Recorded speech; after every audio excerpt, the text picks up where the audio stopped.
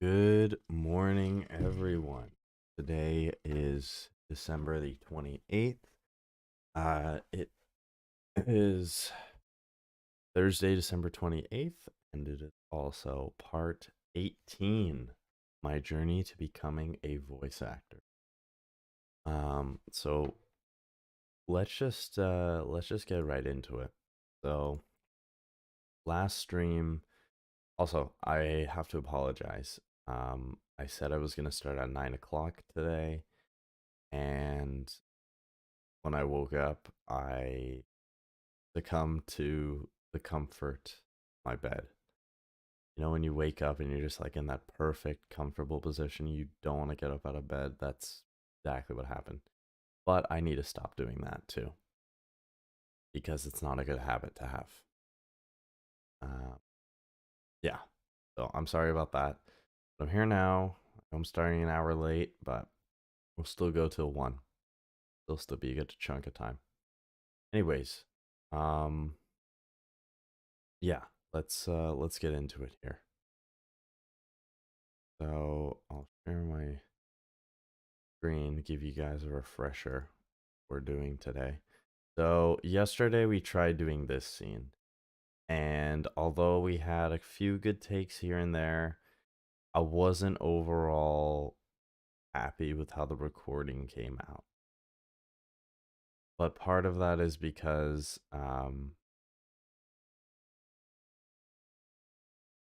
part of that is because when whenever you're doing scenes like this is at least for me personally, but whenever I'm doing scenes like this where it's like high energy, you need to be super in character. Not that, you're not supposed to have those things regularly, but this especially, this is like an intense moment. So the energy has to be there, especially. And you also have to, like, be really immersed with the character.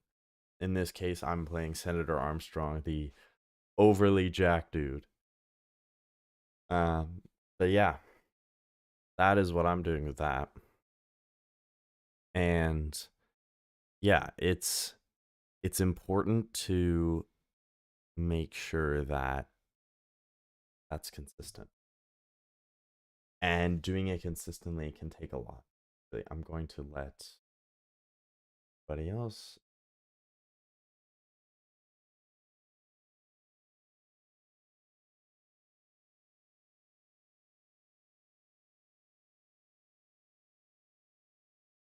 Let everybody else know on here.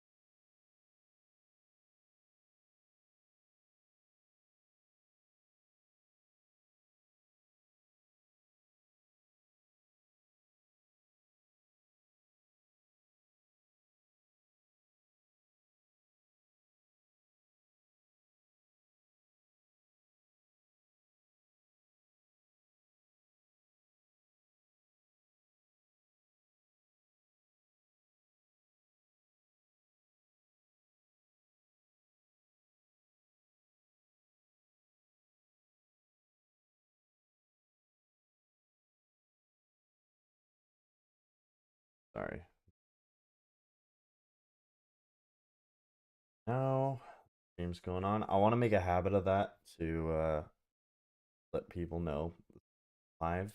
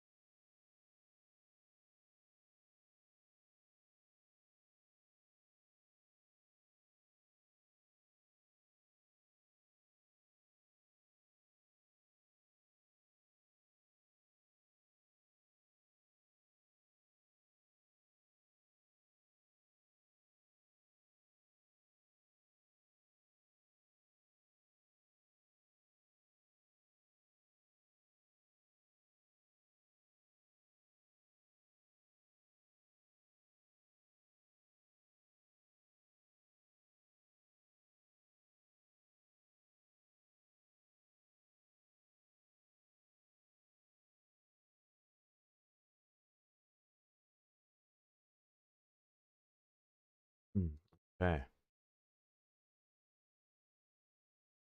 So, um, last that I spoke of last stream. Hello, sorry. So this is the scene we're doing. So I'll show you just for reference what I'm trying to do. So I want to get into this ASAP here. I'm playing this guy, the big guy here.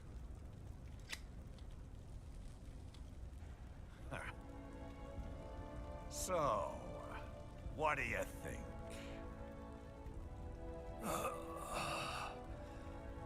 How the hell did you get elected? Well, I don't write my own speeches. You should try fighting for what you believe in sometime, Jack. Not for a company or a nation or for anyone else.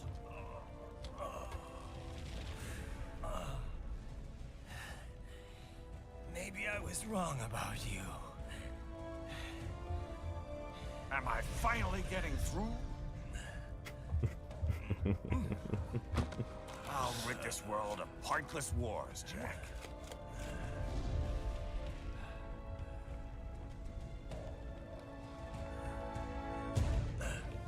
I was wrong. You're not greedy.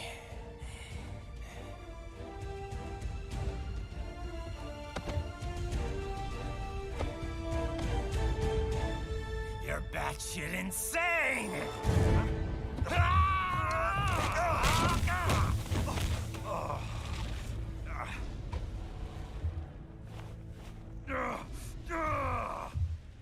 Look at this pose. Hey, hey, yo. Making the mother of all omelets here, Jack. Can't fret over every egg. Not when you're purging the weak, right? What do you know about the weak? This soundtrack goes so hard, man. You've never been Oh my hungry. god. You don't know what it's like to fight and steal and kill just to survive. But you did survive! Through sheer force of will, following your own set of rules. With your own two hands, you took back your life! And now, I'll take yours. Ooh, cold, ice cold lines right there. Ice cold.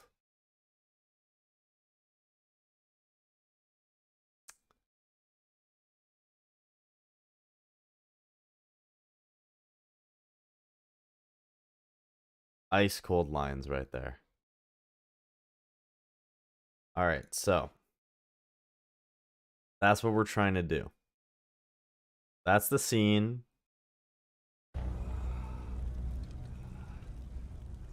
Starts right here. So we'll do a little practice. The practice part here is just gonna be literally. Let me set up the. Let me set this up so I can see you guys all.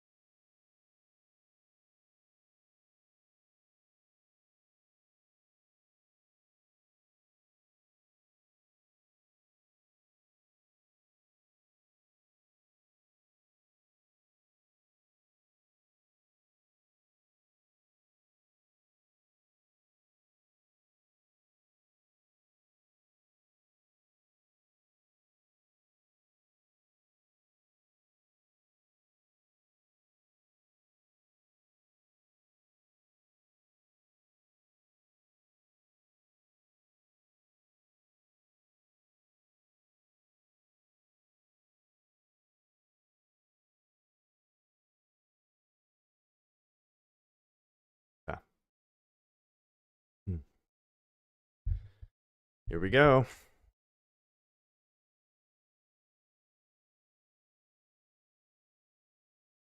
Oh, oh, oh. Not what I want. These are important. I need to stay up. On here.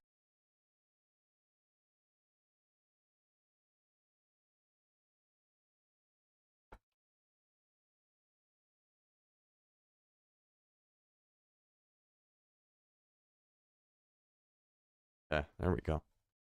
Alright, so let's get a measurement of the noise floor.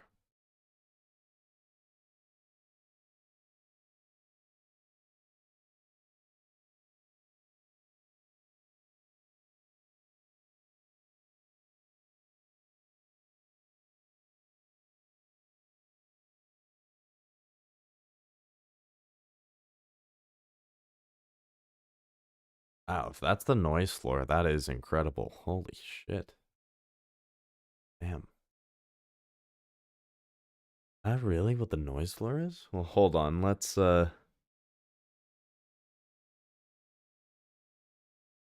test that again.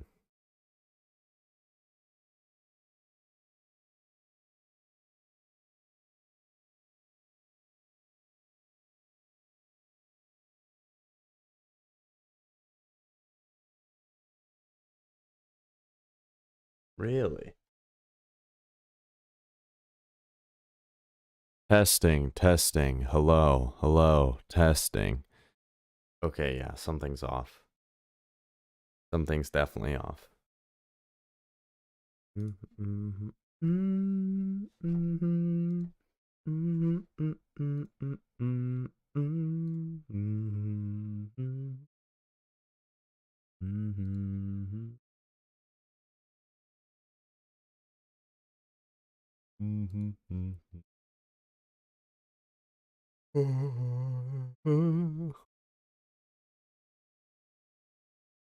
Testing, testing. 1, 2, 3. 1, 2, 3.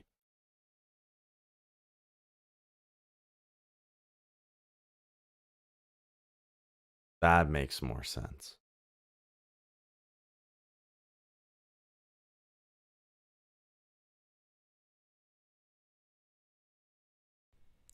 Testing, testing. 1, 2, 3. 1, 2, 3.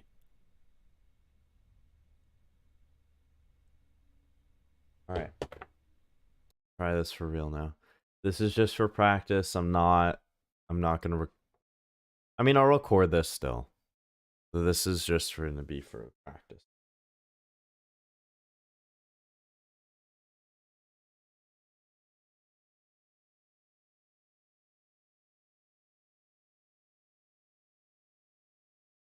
But do I record it on the phone too in case it is a really good take?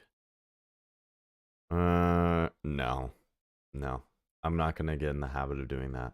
I want to do this. I need to be consistent. That's all it is. It's literally just about consistency.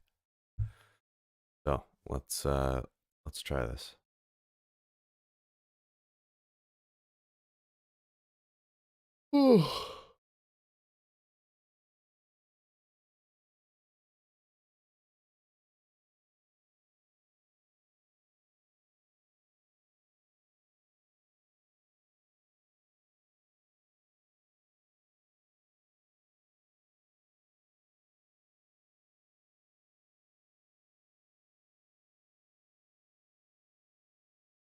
Ah. So, what do you think?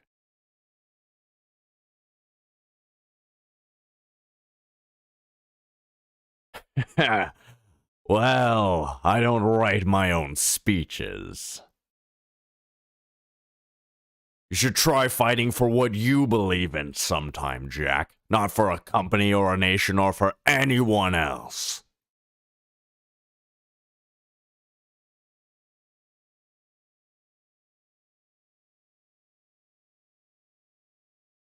Am I finally getting through? I'll rid this world of pointless wars, Jack.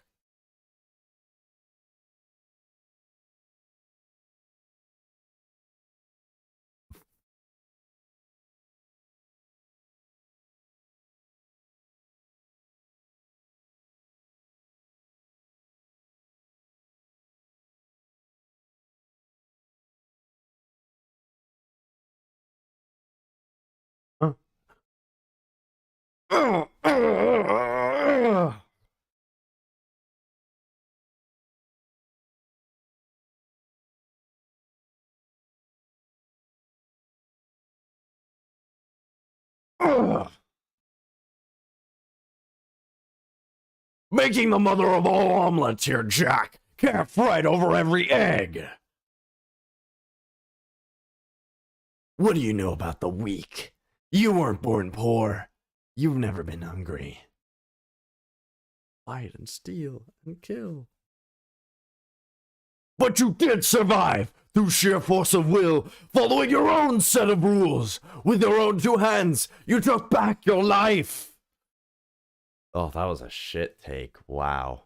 Oh my god, dude. What the fuck was that? That was awful.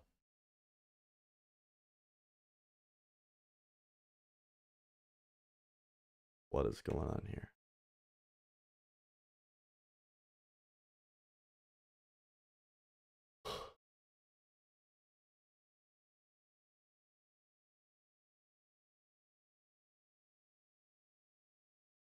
Yeah.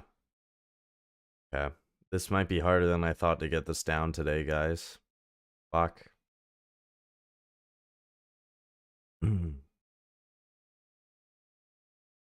This is gonna be a hard one.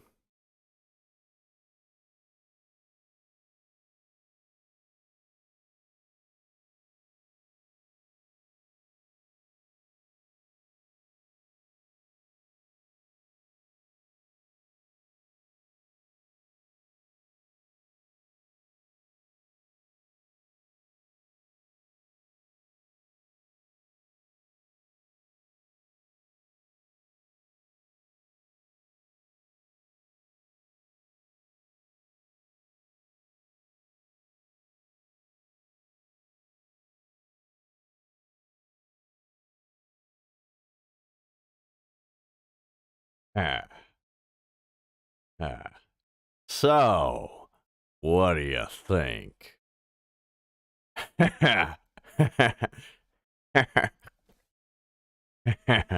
Well, I don't write my own speeches. You should try fighting for what you believe in sometime, Jack. Not for a company or a cause or for anyone else.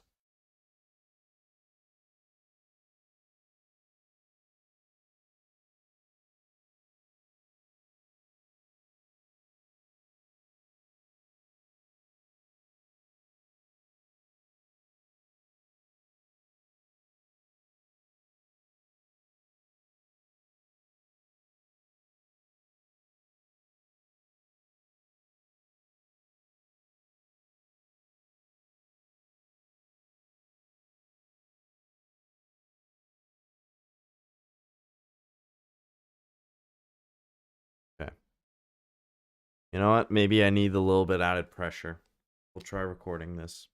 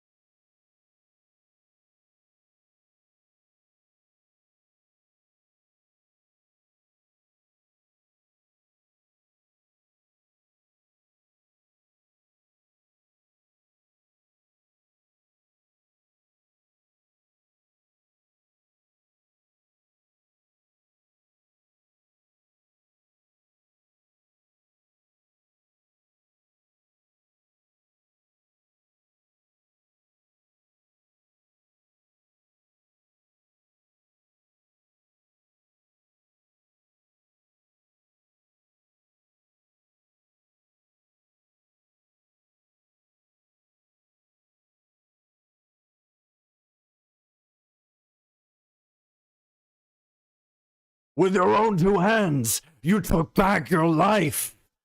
With your own two hands, with your own two hands. With your own two hands, you took back your life. Took back your life.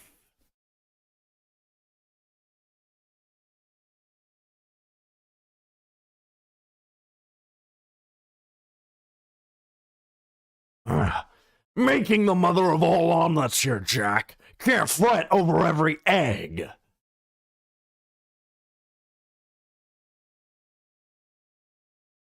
But you did survive, blah, blah, blah.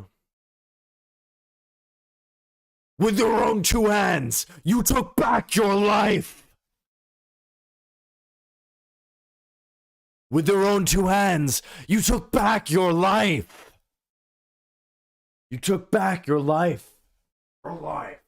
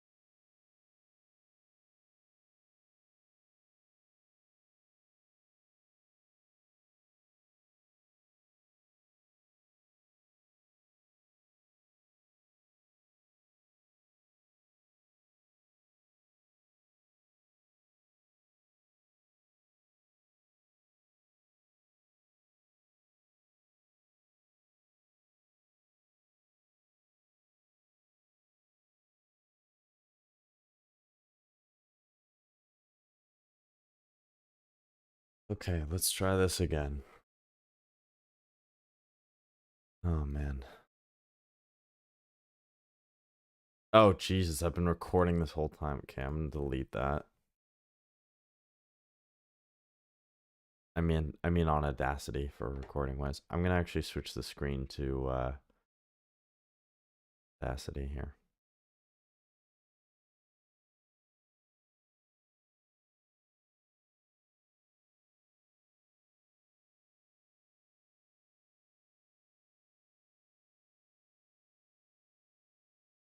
So if I can't get this down, the plan is I'm going to switch to something else. Then I have an idea of what I will switch to.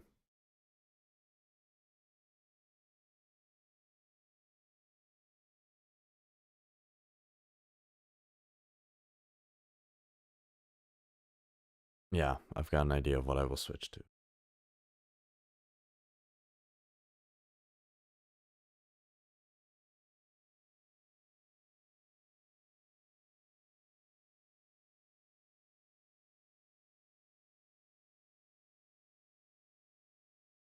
Come on. Come on. Let's get this down.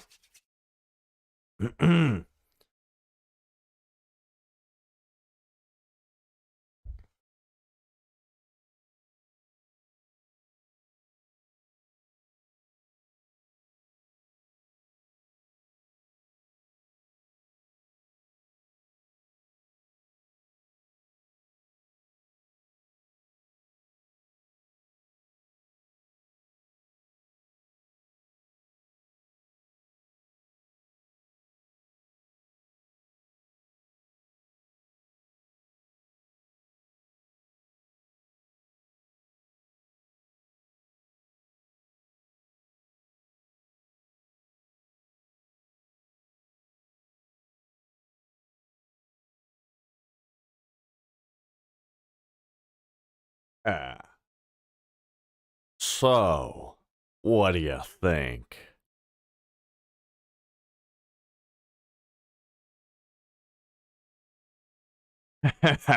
Well, I don't write my own speeches. You should try fighting for what you believe in sometime, Jack. Not for a company or a nation or for anyone else.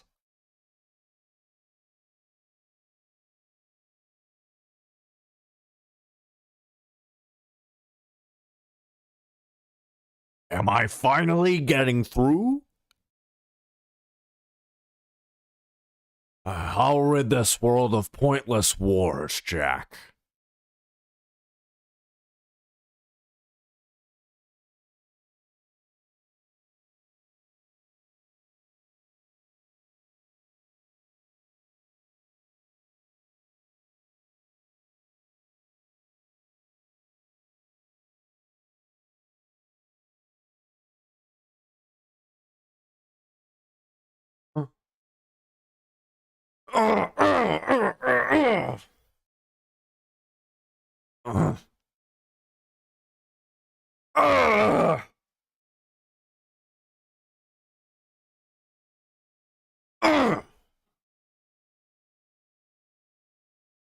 Making the mother of all omelets here, Jack. Can't fret over every egg.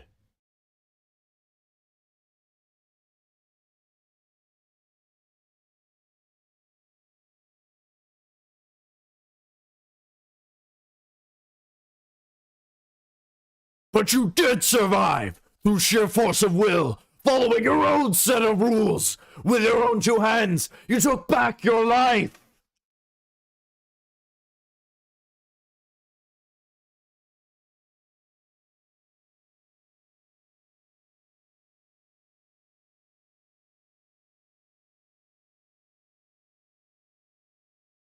All right.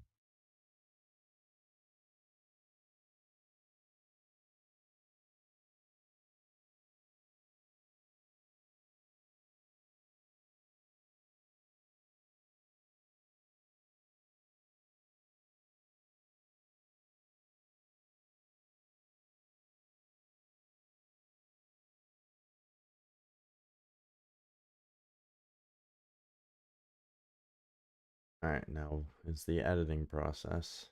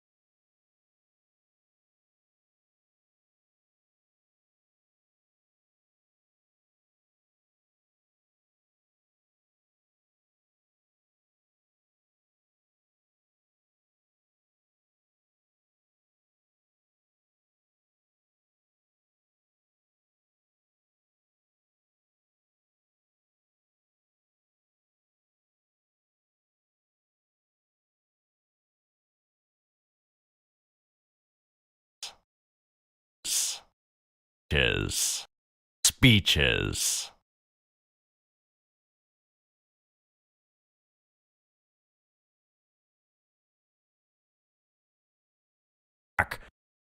Time, Jack.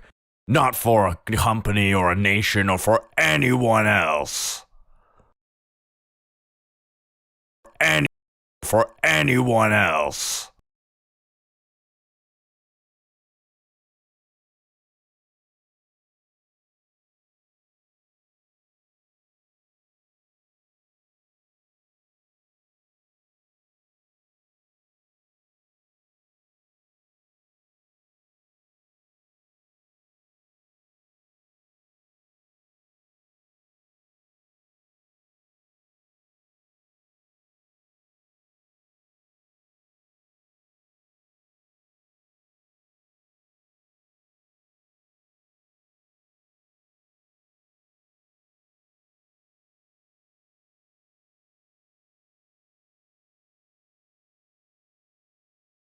Ugh. Ugh. Ugh.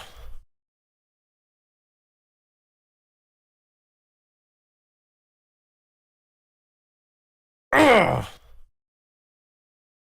Ugh.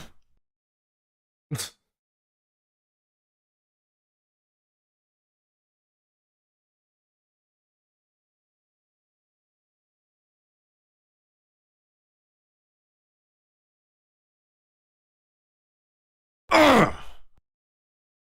Making the mother of all omelets here, Jack. Can't fret over every egg.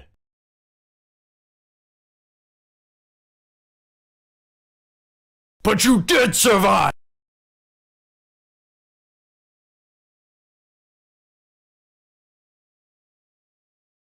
Making the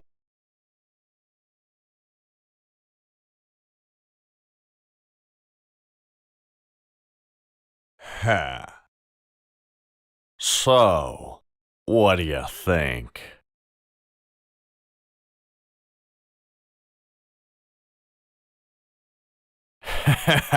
Well, I don't write my own speeches. You should try fighting for what you believe in sometime, Jack. Not for a company or a nation or for anyone else.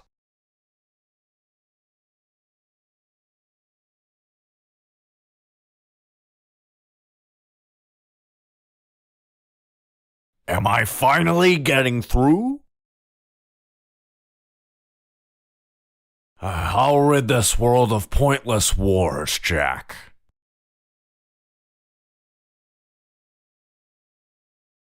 Huh?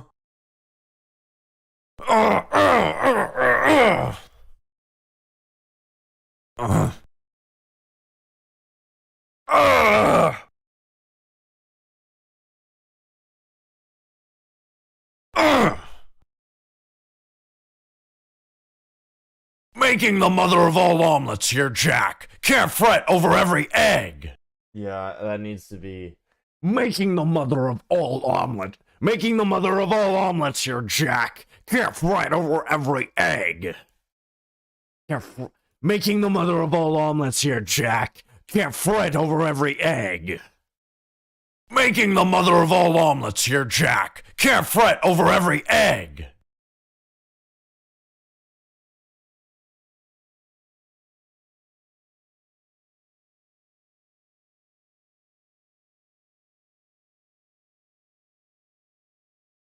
But you did survive through sheer force of will, following your own set of rules. With your own two hands, you took back your life.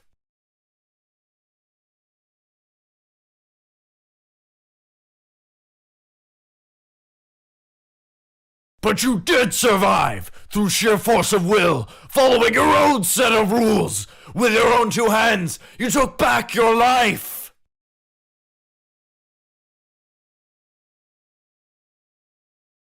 But you did survive through sheer force of will, following your own set of rules. With your own two hands, you took back your life. But you did survive through sheer force of will, following your own set of rules. With your own two hands, you took back your life.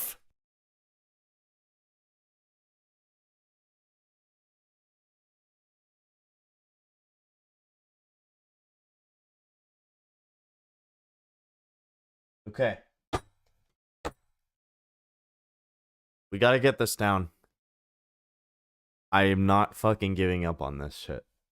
I can get this down. I nearly had it yesterday. I gotta get this down. Because this will be really good. I know it can be good. I know it can. Just gotta fucking get this right.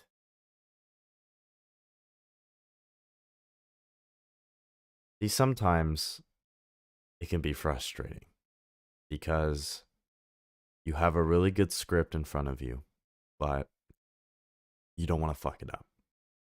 But you keep messing up, keep making mistakes, just like how I did over here at this part, right near the beginning. You'll see. I stumble on the words here. You'll be able to hear it. You should try fighting for what you believe in sometime, Jack. Not for a company. Right there. Not for a company. It should be not for a company or a nation or for anyone else. Not for a company or a nation or anyone else. Okay, we can do this. I can fucking do this. I know I can do this, and we're going to do this. We still have a whole 20 minutes before the first break. I'm gonna try and get it done before the first break so we can move on to something else. I have to. All right.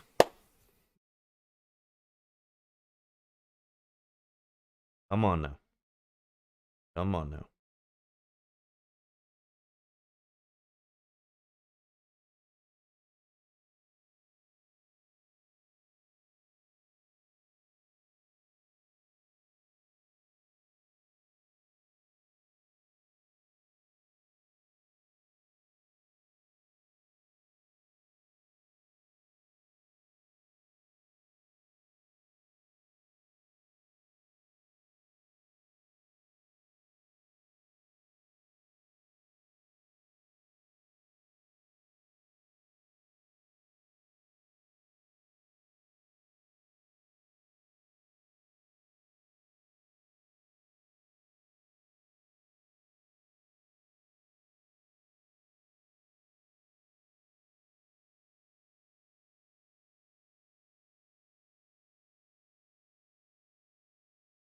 Okay. Here we go. This is take, let's see. I think take 7 or take 8 at this point, probably. Okay, so remember, high energy. You gotta be in tune with Armstrong here. He's huge builds. He's just got a shit ton of nanomachines injected into him.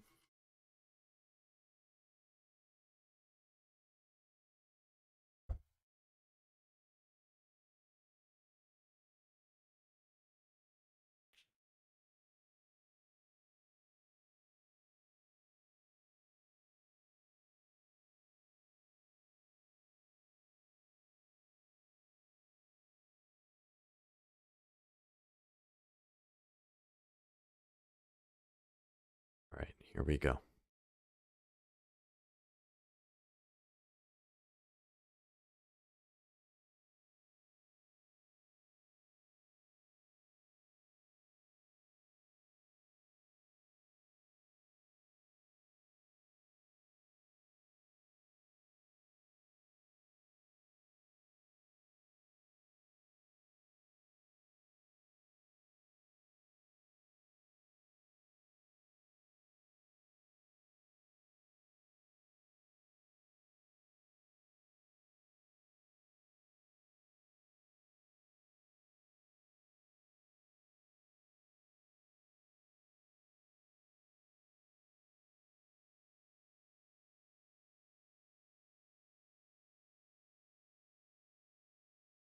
Ah.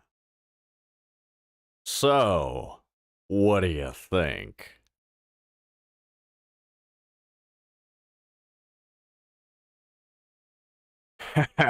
Well, I don't write my own speeches.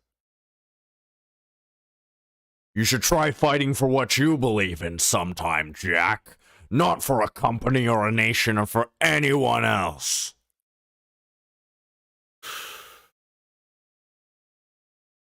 No, we're trying that again.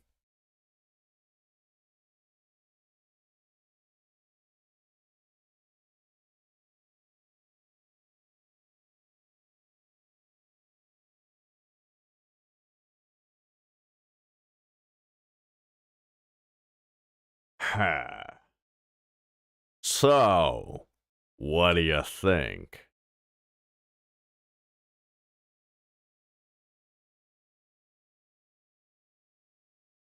Well, I don't write my own speeches. You should try fighting for what you believe in sometime, Jack. Not for a company or a nation or for anyone else.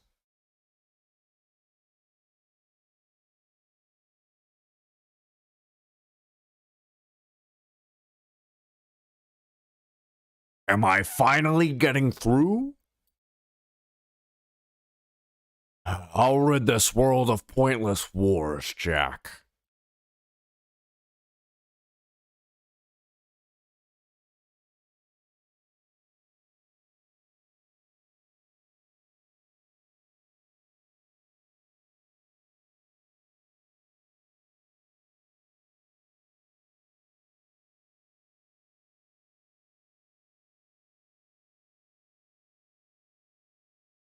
Huh?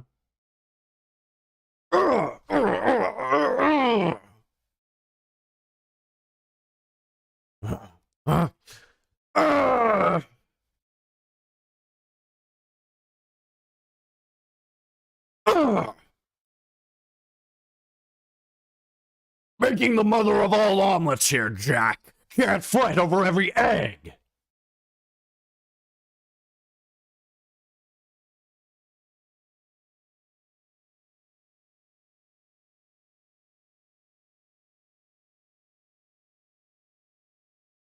But you did survive through sheer force of will, following your own set of rules. With your own two hands, you took back your life.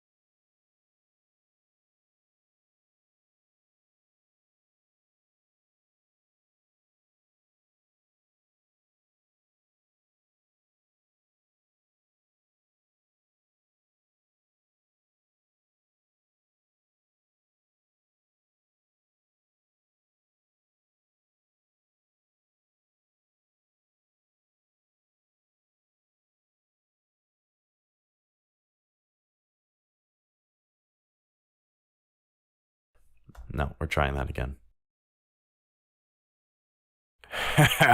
Well, you should try fighting for what you believe in sometime, Jack. Yeah, that's just garbage. That is terrible.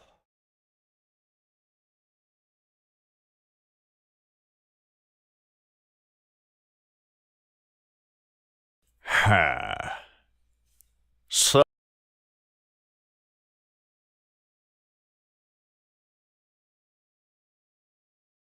well, I don't write my own.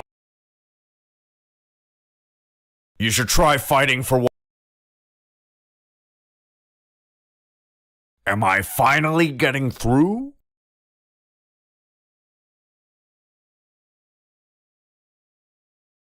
We'll see if this is worthy to post. I don't know if it is, to be honest. I did record it, so we'll see. Huh? Huh?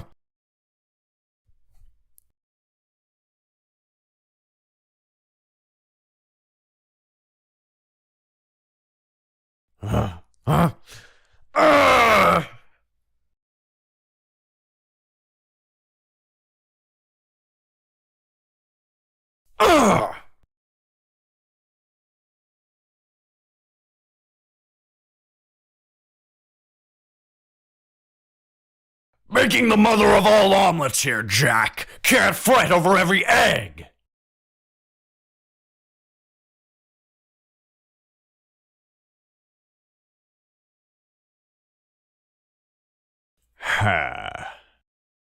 So, what do you think?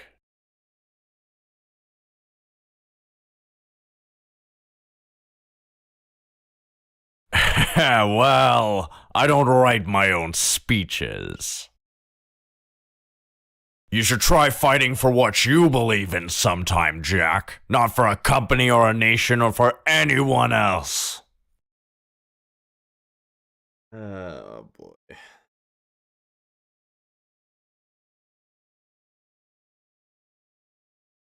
Am I finally getting through? That part's okay. I'll rid this world of pointless wars, Jack. Okay as well, but this is by no means post-worthy quality. Oh man.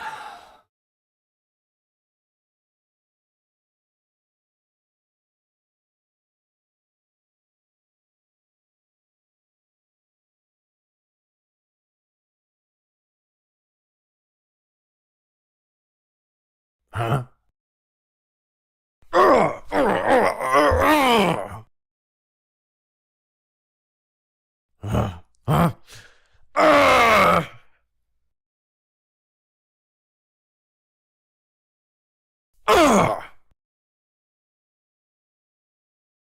Making the mother of all omelets here, Jack. Can't fight over every egg.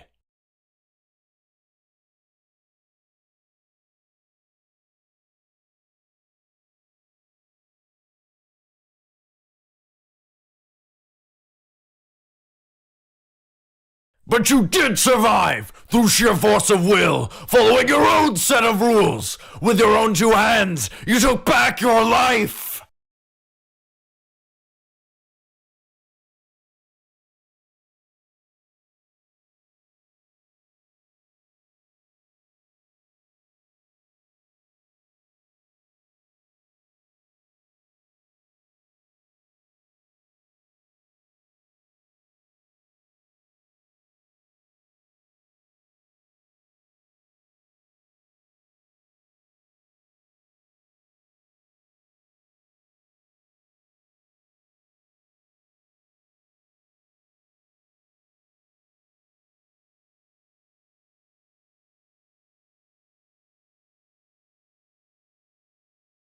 Every decision you've ever made ends with death and misery.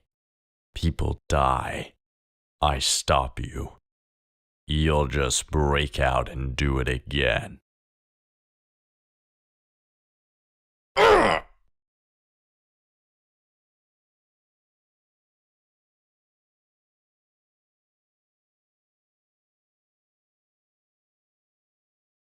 have. Ugh. You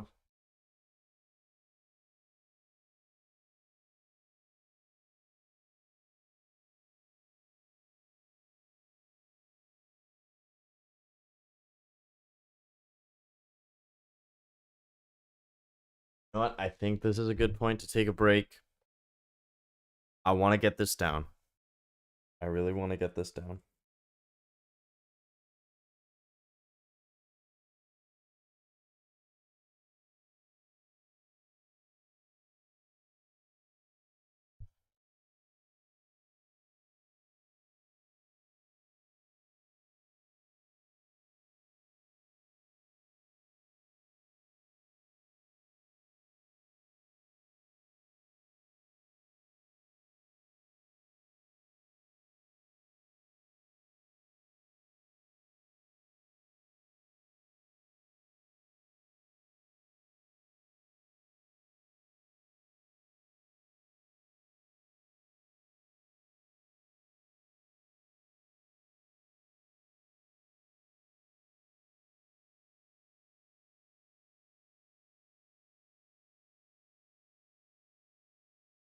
Yeah. All right.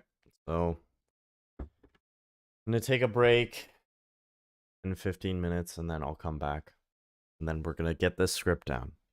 I'm just a little frustrated because I really want to get this down right, but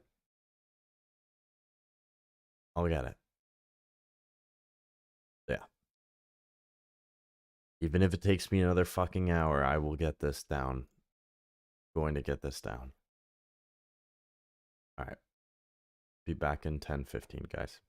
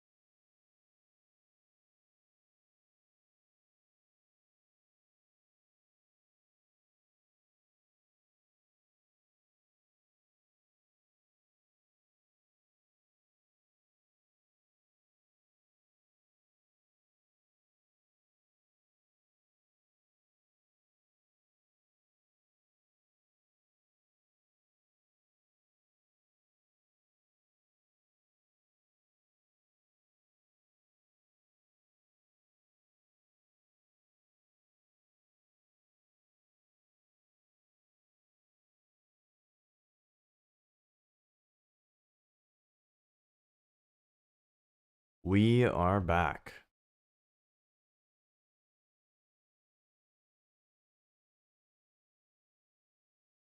So,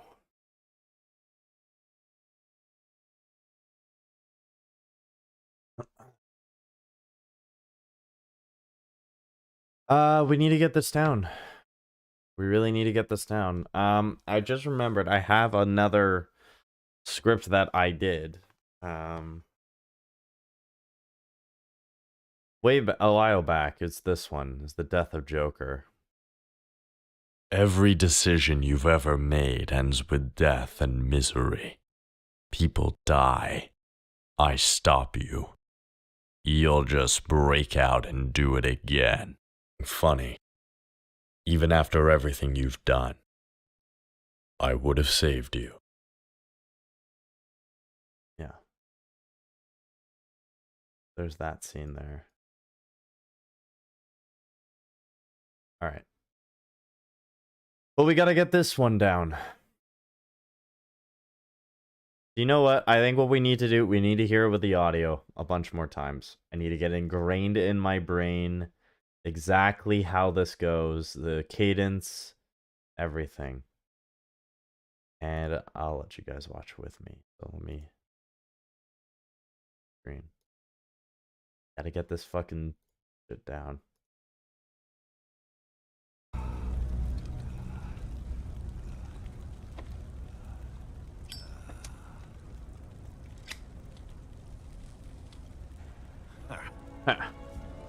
So, what do you think? What do you think? How the hell did you get elected? Well, Okay, so he How laughs the hell did you right get after. Well, I don't write my own speeches. speeches. Well, Try fighting for what you you believe in sometime, sometime, Jack. Jack. Not for a company or a nation or for anyone else.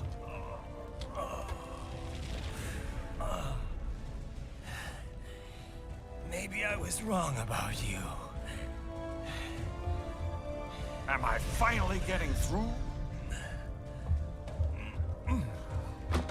I'll rid this world of pointless wars, Jack. I'll rid this world of Pointless wars. I'll rid this world of pointless wars, Jack.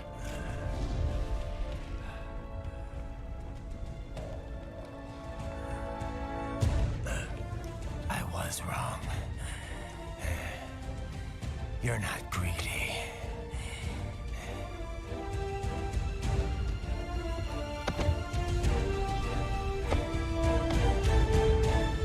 You're batshit insane!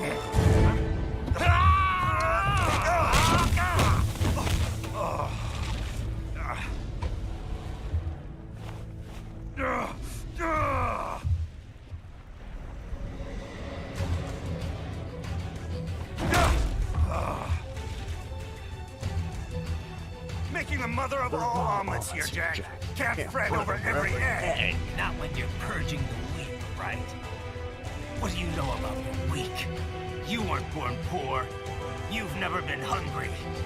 You don't know what it's like to fight and steal and kill just to survive. But you did survive! Through sheer force of will, following your own set of rules. With your own two hands, you took back your life! And now, I'll take yours.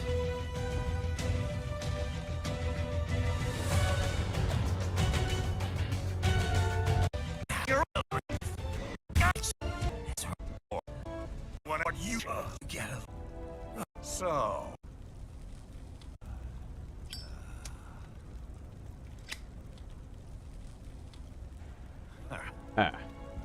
So, What what do you think?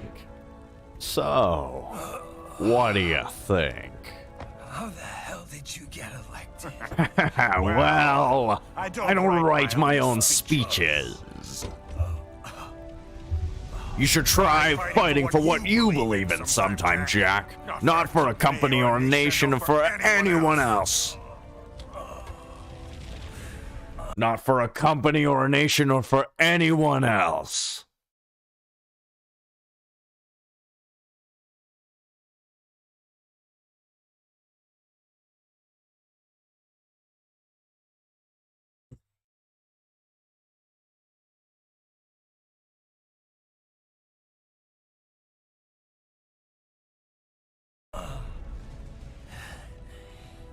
Maybe I was wrong about you.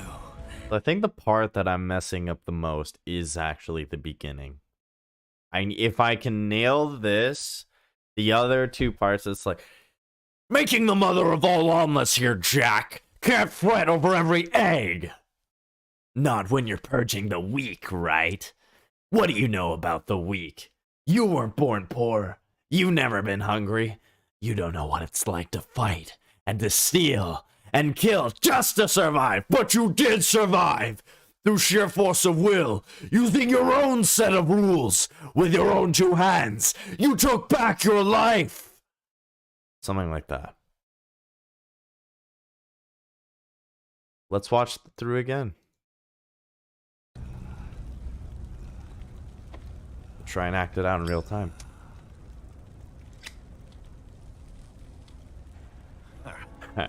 So, what what do you think? How the hell did you get elected? Well, I don't write my own speeches. speeches. You should try fighting for what you believe in sometime, Jack. Not for a company or a nation or for anyone else. Not for a company or a nation or for anyone else. Not for a company or a nation or for anyone else. Not for a company or a nation or for anyone else. Or for anyone else. Maybe I was wrong about you. Not for anyone Am else. I finally getting About you. Am I finally getting through? I'll rid this world of pointless wars, Jack. Jack. The way he says, like, Jack. it's like a very, like guttural.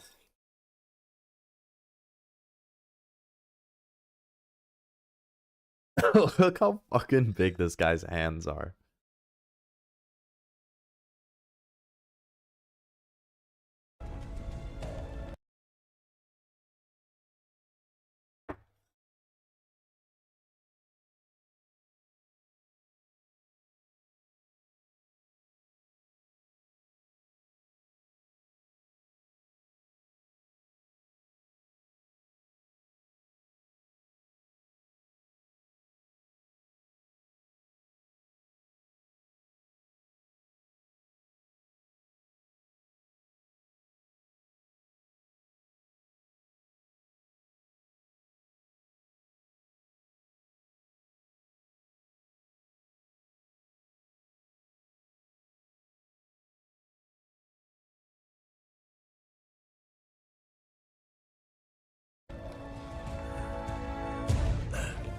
I was wrong. You're not greedy.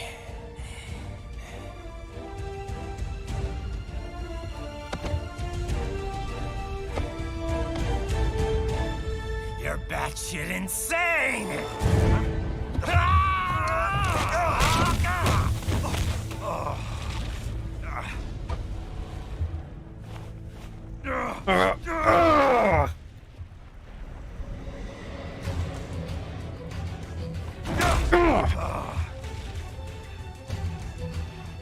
Making the mother of all omelets here, Jack. Can't fret over every egg. Not when you're purging the weak, right?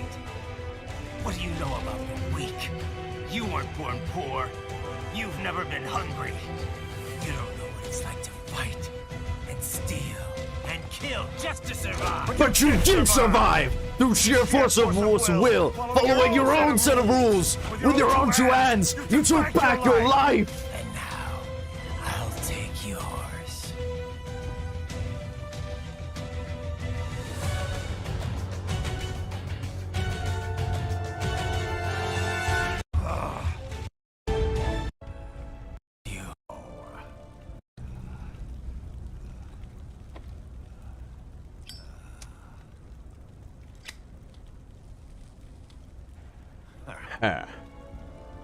So, what do you think?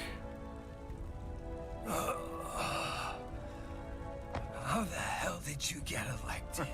Well, I I don't write my own speeches. You should try fighting for what you believe in sometime, Jack. Not for a company or a nation or for anyone else. That was good. That right there was good. Okay. That was fucking good there. All right, let's keep going. Maybe I was wrong about you. Am I finally getting through? And that's okay. The through that's fine. Am I finally getting through? Am I finally getting through? I'll rid this world of pointless wars, Jack. Okay. Keep it together, Steve. I was wrong. Raiden's voice actor is so fucking You're good not too, man. pretty. I love his voice actor.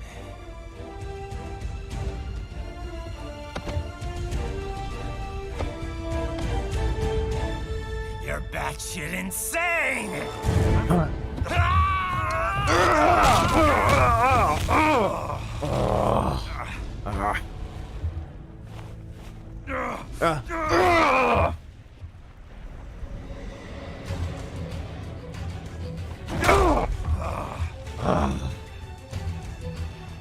Making the mother of all omelets here, Jack. Can't fight over every egg. Not when you're purging the weak, right? What do you know about the weak? You weren't born poor. You've never been hungry.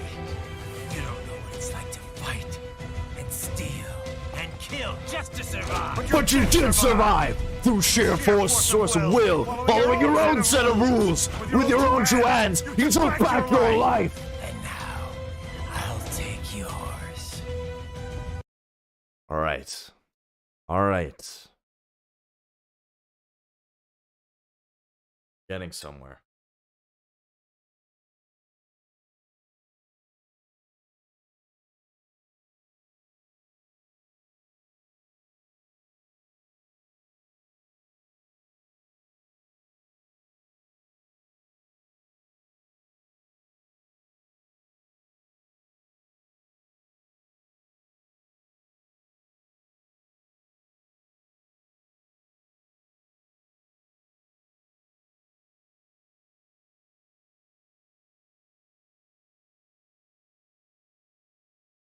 All right, now we'll try without the audio.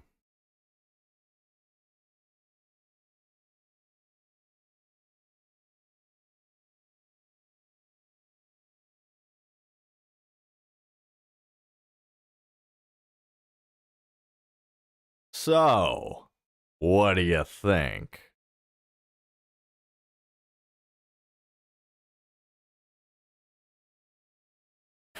Well, I don't write my own speeches.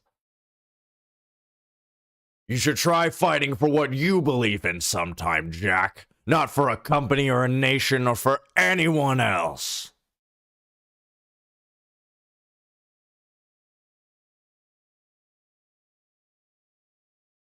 You should try fighting for what you believe in sometime, Jack. Not for a nation or a company or anyone else.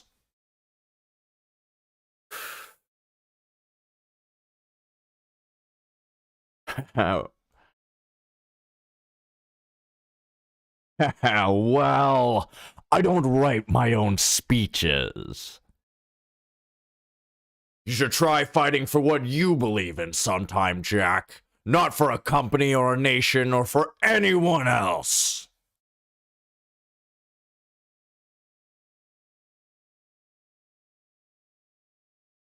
You should try fighting for what you believe in sometime, Jack. Not for a company or a nation or anyone else.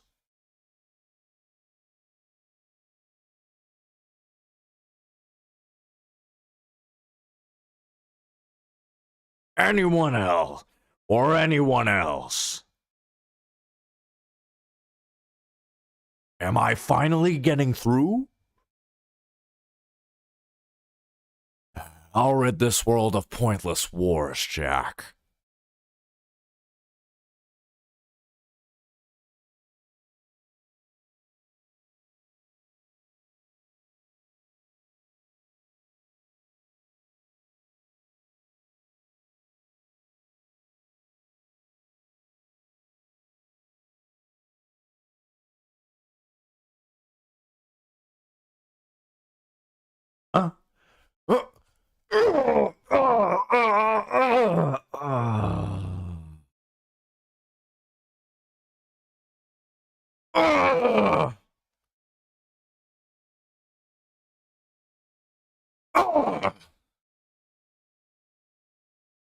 Making the mother of all omelets here, Jack. Can't fight over every egg.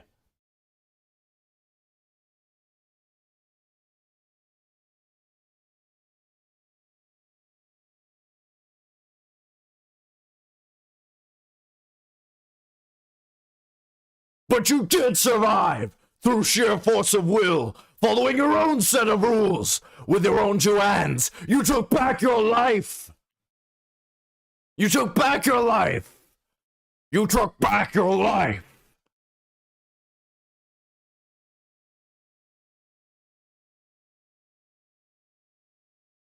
Through sheer force of will, following your own set of rules, with your own two hands, you took back your life. You took back your life. You took back your life. With your own two hands, with your own two hands, you took back your life. Jack, with your own two hands, you took back your life.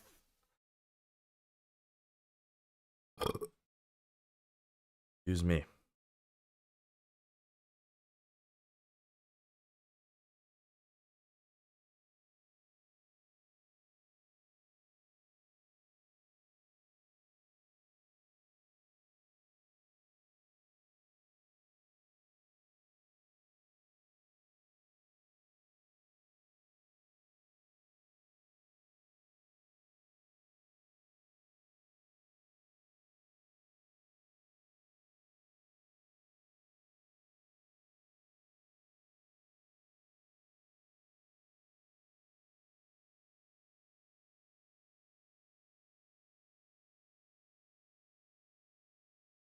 All right.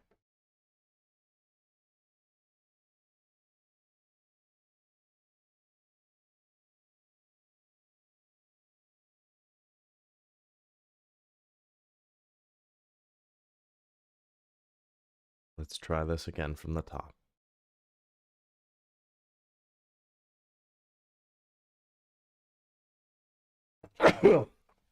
Excuse me.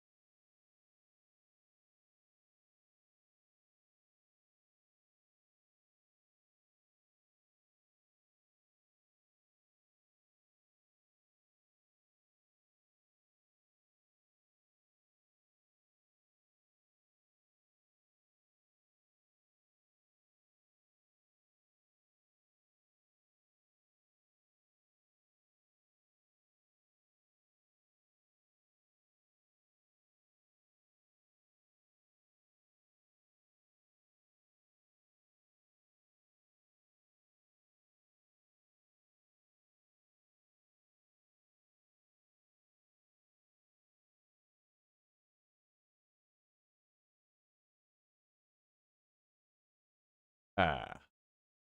So, what do you think?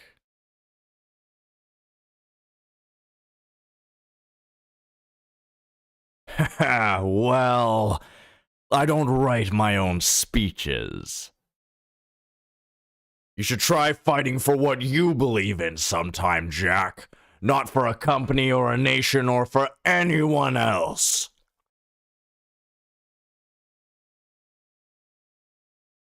Let's try that again.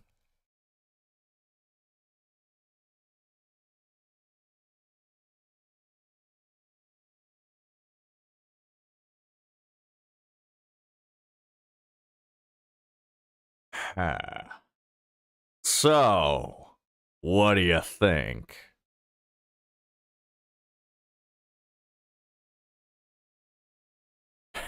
Well, I don't write my own speeches. Should try fighting for what you believe in sometime, Jack. Not for a company or a nation or for anyone else.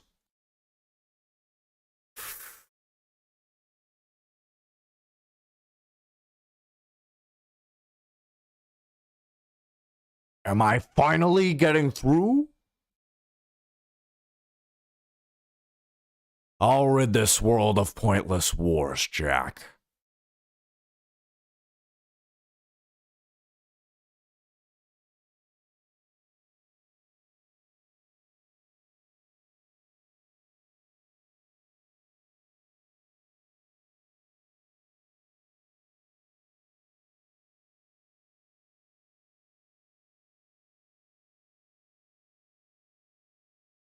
Huh?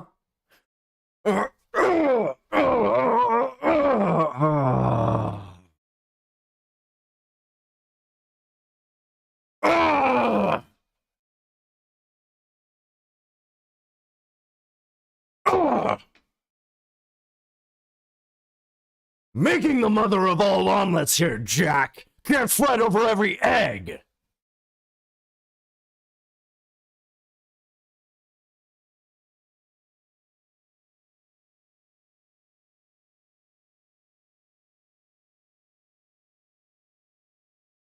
But you did survive through sheer force of will, following your own set of rules. With your own two hands, you took back your life.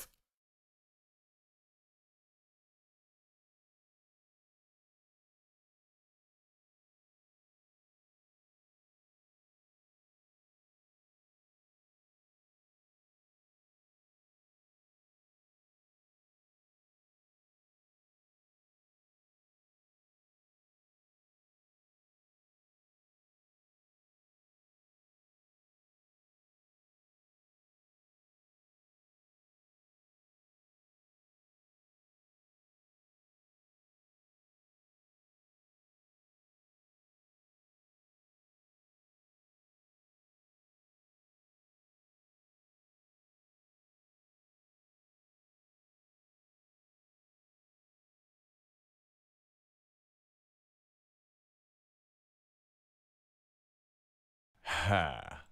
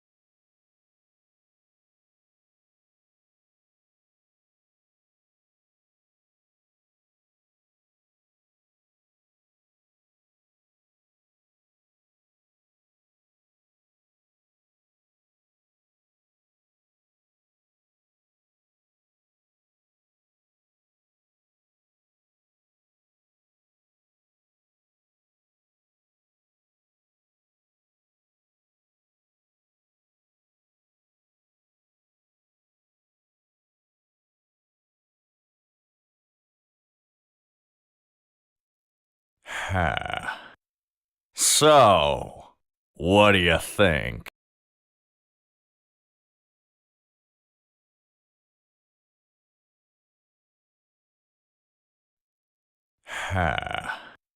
So, what do you think?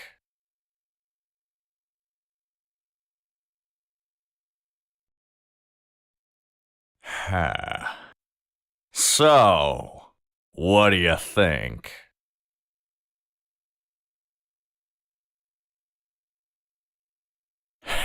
Well, I don't write my own speeches. You should try fighting for what you believe in sometime, Jack. Not for a company or a nation or for any.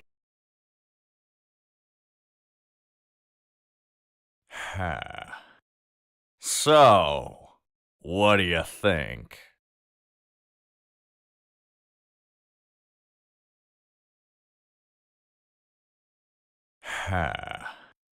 So, what do you think? Well, I don't write my own speeches. You should try fighting for what you believe in sometime, Jack. Not for a company or a nation or for anyone else.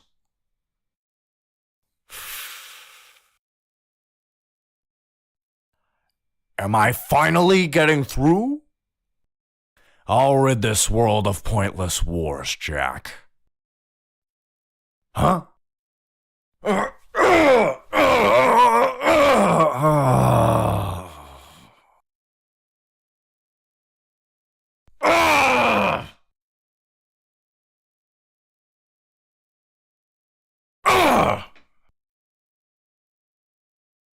Making the mother of all omelets here, Jack. Can't fret over every egg. Making the mother of all Making the mother of all omelets here, Jack. Can't fret over every egg. But you did survive. But you did survive through sheer force.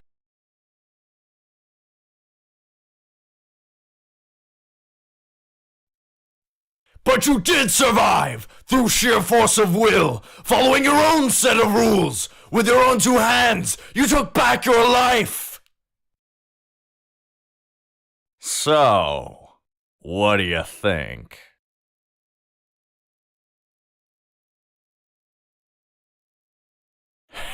Well, I don't write my own speeches.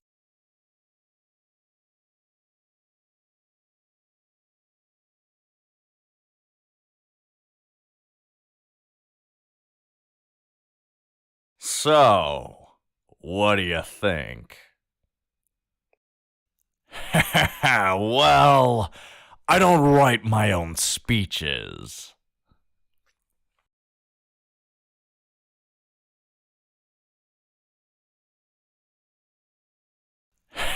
Well, I don't write my own speeches.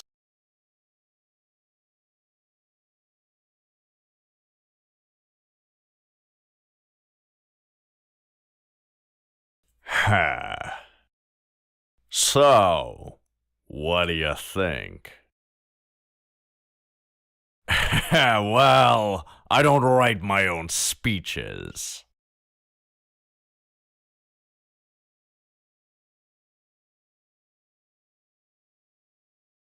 Well, I don't write my own speeches. You should try fighting for what you believe in sometime, Jack. Not for a company or a nation or for anyone else. Am I finally getting through? Well, I don't write my own speeches.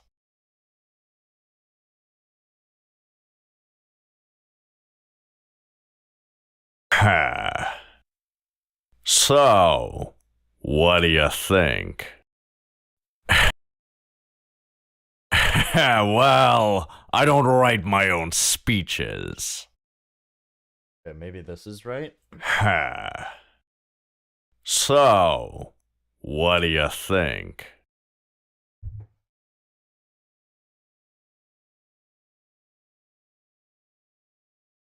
Well, I don't write my own speeches. You should try fighting for what you believe in sometime, Jack. Not for a company or a nation or for anyone else.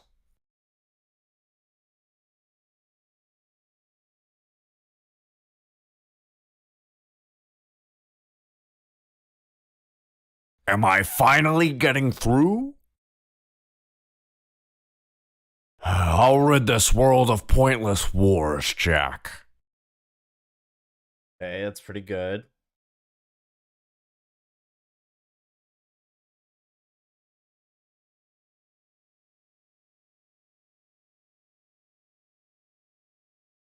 Huh?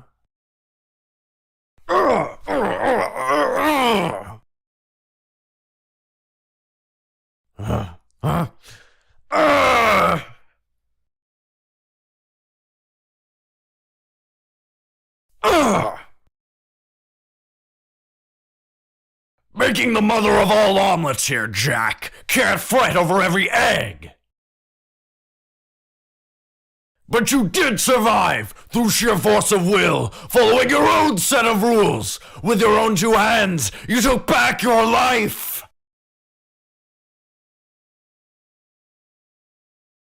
If anybody is watching, please let me know what you think of that. I don't know if anybody's tuned in right now. No, nobody's watching. Okay. Well, that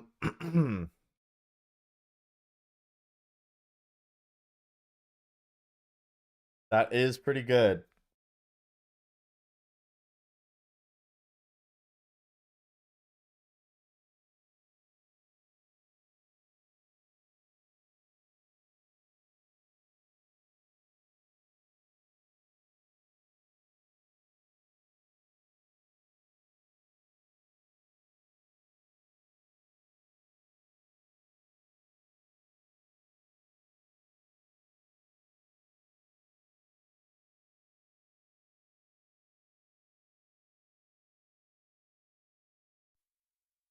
Well, I don't write my own speeches.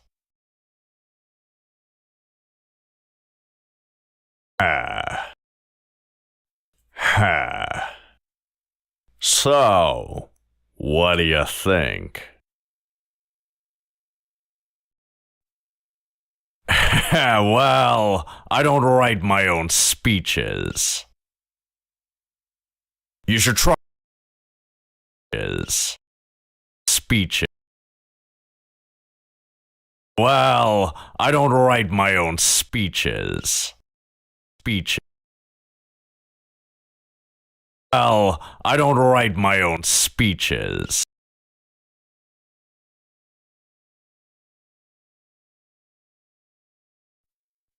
Well, I don't write my own speeches.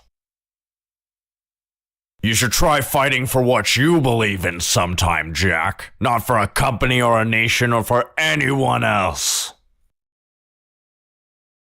Or for anyone else. Anyone else.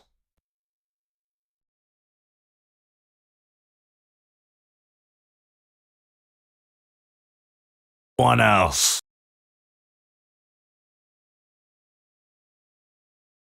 One else. Nation or for anyone else. Am I finally getting through?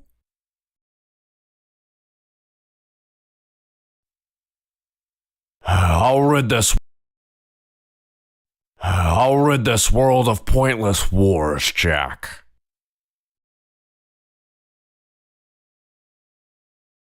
Huh?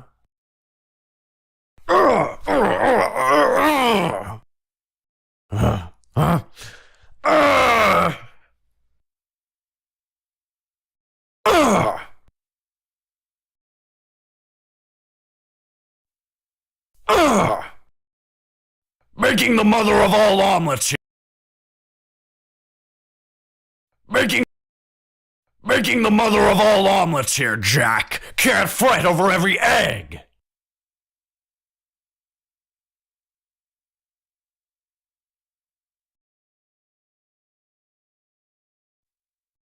But you did survive through sheer force of will, following your own set of rules. With your own two hands, you took back your life.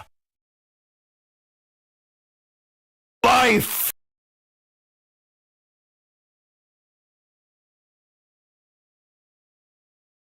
Your life.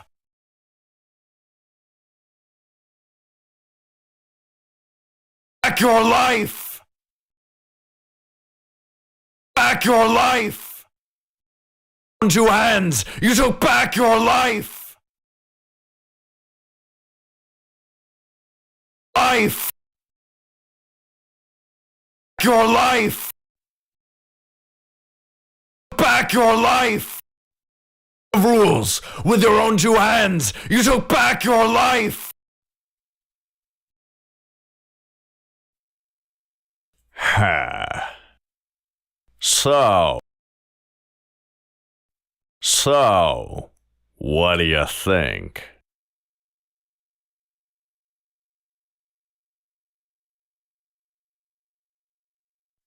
Well, I don't write my own speeches.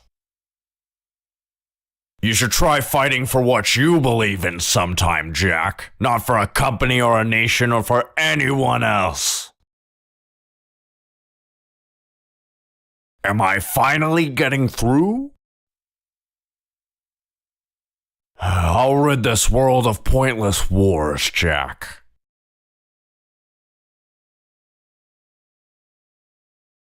Huh?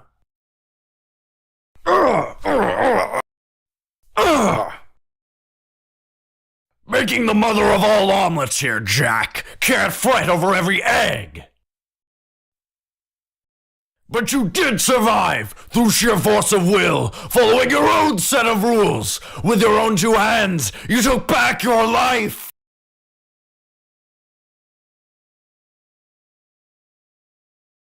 Making the mother of all omelets here, Jack. Can't fight over every egg.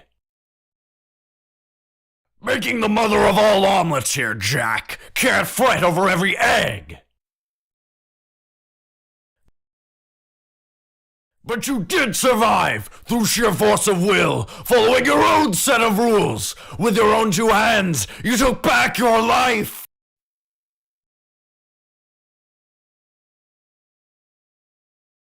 Making the mother of all omelets here, Jack.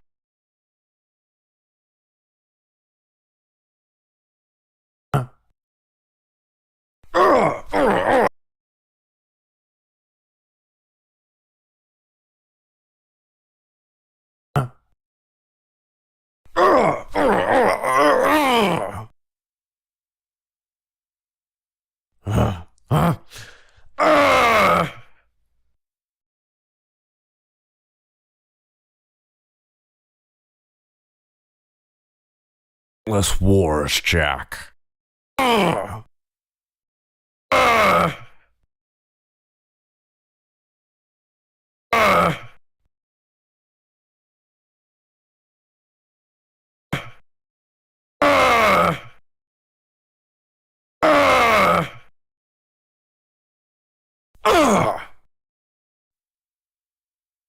Every egg. Through sheer force of will, following your own set of rules. With your own two hands, you took back your life.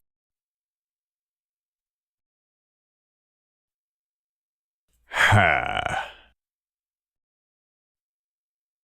Ha. So, what do you think? Well, I don't write my own speeches. Speeches.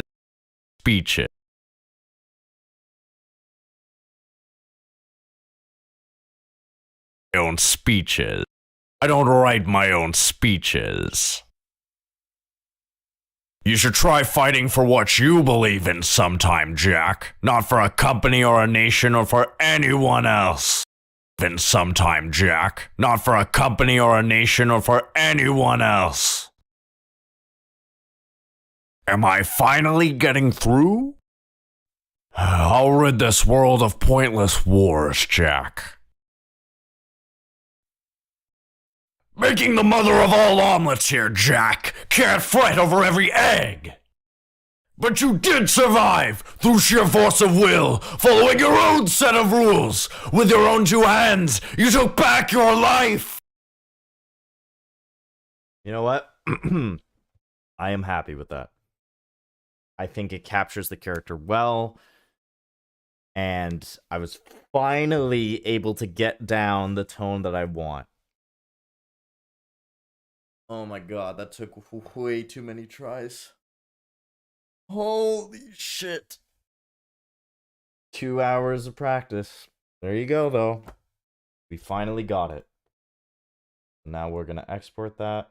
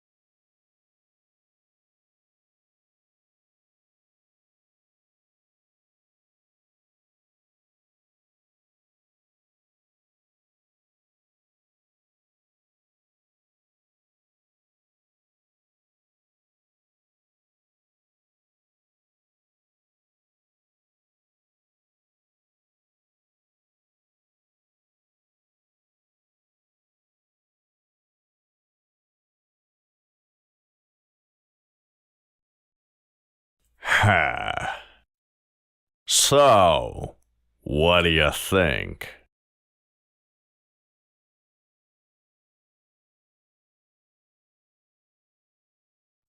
Well, I don't write my own speeches. You should try fighting for what you believe in sometime, Jack. Not for a company or a nation or for anyone else.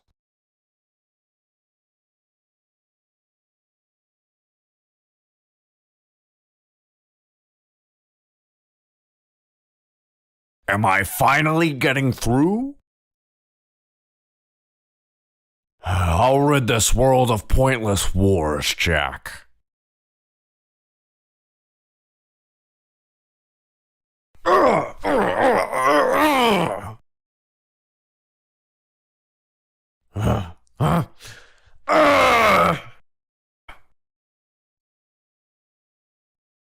Making the mother of all omelets here, Jack. Can't fret over every egg.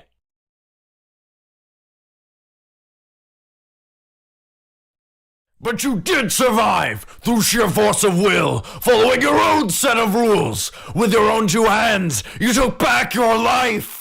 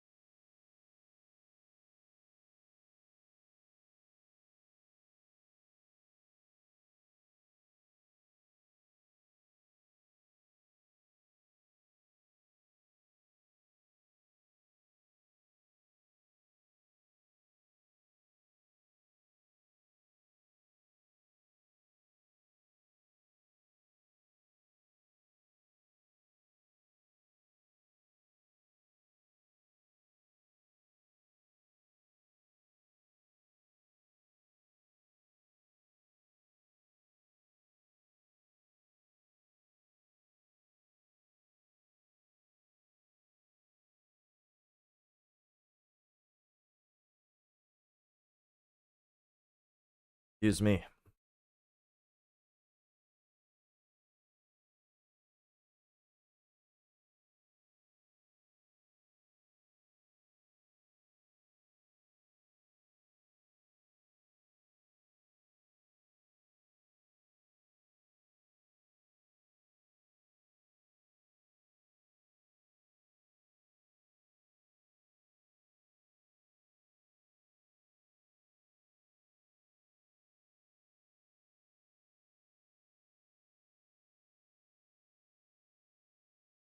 Okay.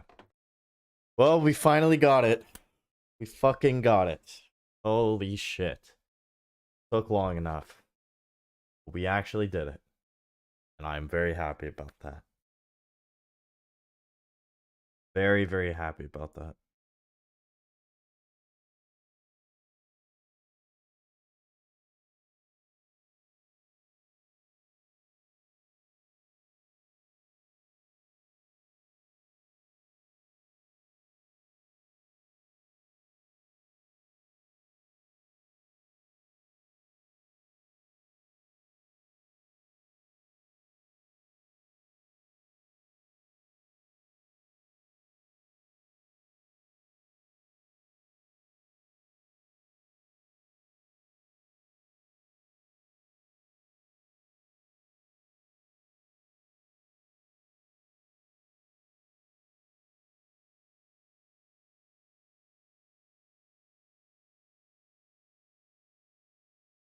All right.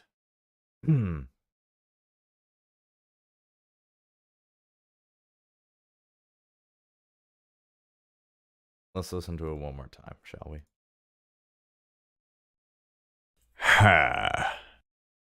So, what do you think?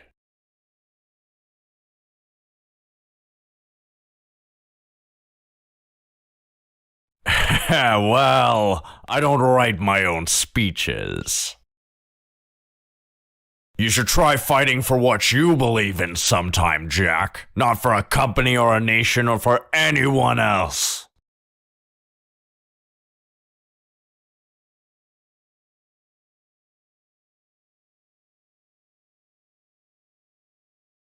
Am I finally getting through?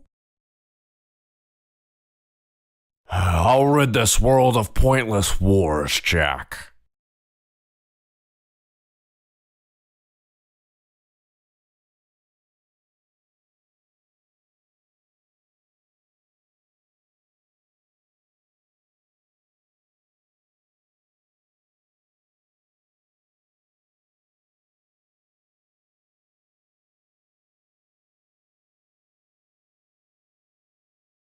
Huh?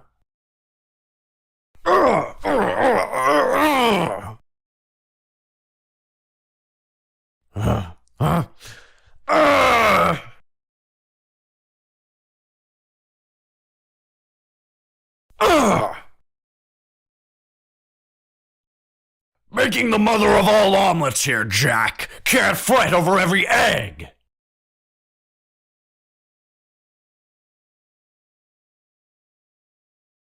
Hmm.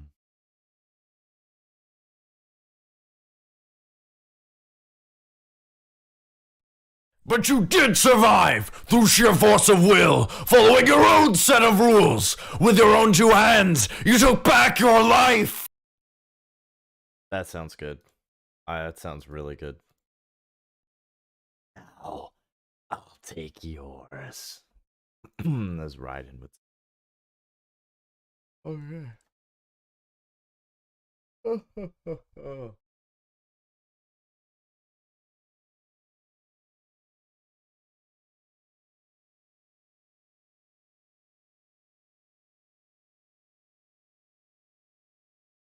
All right, I'll take a quick 10-minute break, and then we will finish off with some reading. So yeah, I'll be back in 10 minutes, guys.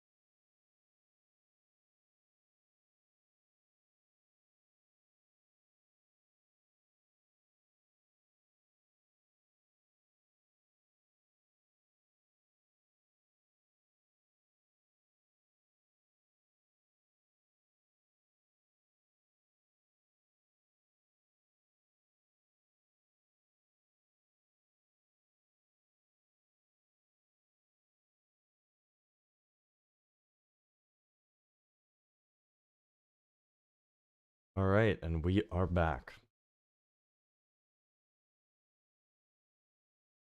So for the last almost 50 minutes now, actually, for the last 50 or so minutes, we are going to do some reading. So, as usual,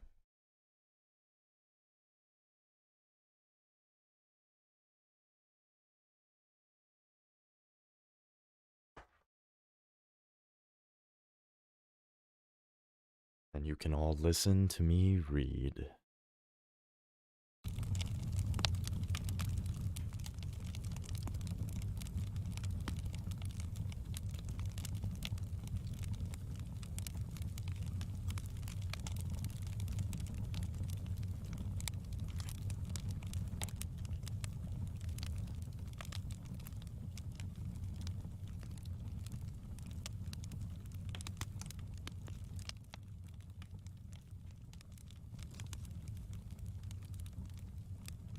All right, so we are going to continue reading.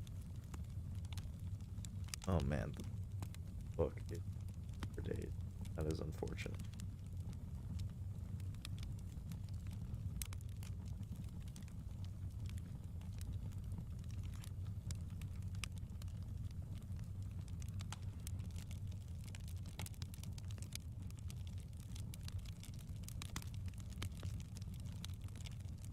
So today we're going to continue reading the book Mastery by Robert Greene. Last where we left off, he talked about how there's sort of 3 different phases of an apprenticeship. One where you're passively absorbing information. The second one is when you are practicing, and the second one is where you are active, experimenting, taking risks. So now we will talk about this, which is now strategies for completing the ideal apprenticeship. Do not think that what is hard for you to master is humanly impossible. Yeah, I'll try that again. Do not think that what is hard for you to master is humanly impossible. And if it is humanly possible, consider it to be within your reach. Marcus Aurelius.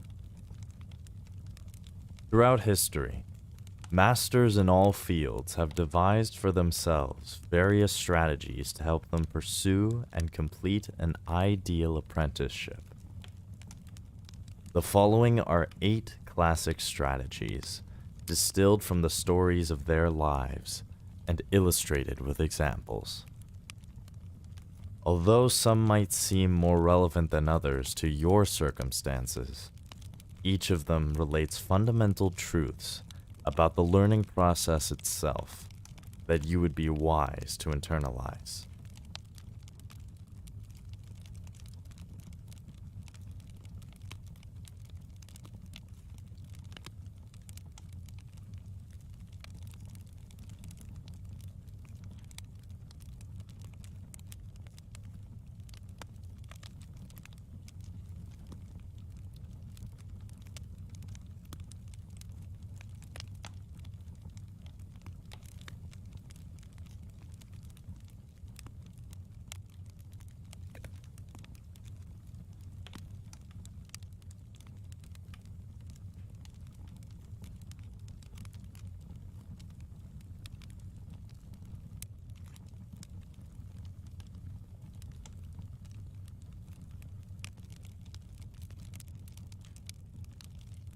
Alright, I'm just gonna open up the chat here in case any of you guys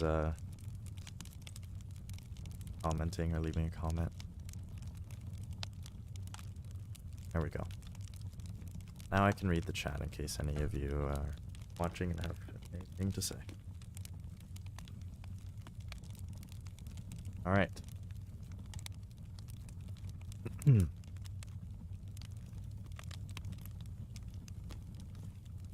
I'll repeat the last paragraph, or the last sentence here. Although some might seem more relevant than others to your circumstances, each of them relates fundamental truths about the learning process itself that you would be wise to internalize. Number 1. Value learning over money. In 1718, Josiah Franklin decided to bring his 12-year-old son, Benjamin, into his lucrative family-run candle-making business in Boston as an apprentice. His idea was that after a 7-year apprenticeship and a little experience, Benjamin would take over the business. But Benjamin had other ideas. He threatened to run away to sea if his father did not give him the choice of where he could apprentice. The father had already lost another son who had run away, and so he relented. To the father's surprise, his son chose to work in an older brother's recently opened printing business. Such a business would mean harder work, and the apprenticeship would last 9 instead of 7 years. Also, the printing business was notoriously fickle, and it was quite a risk to bank one's future on it. But that was his choice, his father decided. Let him learn the hard way. What young Benjamin had not told his father was that he was determined to become a writer. Most of the work in the shop would involve manual labor and operating machines, but every now and then, he would be asked to proofread and copy edit a pamphlet or text, and there would always be new books around. Several years into the process, he discovered that some of his favorite writing came from the English newspapers the shop would reprint. He asked to be the one to oversee the printing of such articles, giving him the chance to study these texts in detail and teach himself how to imitate their style in his own work. Over the years, he managed to turn this into a most efficient apprenticeship for writing, with the added benefit of having learned the printing business well.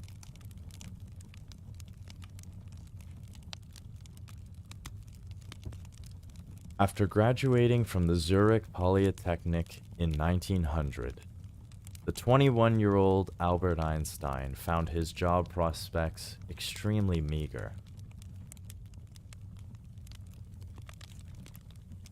He had graduated near the bottom of the class, almost certainly nullifying any chance to obtain a teaching position.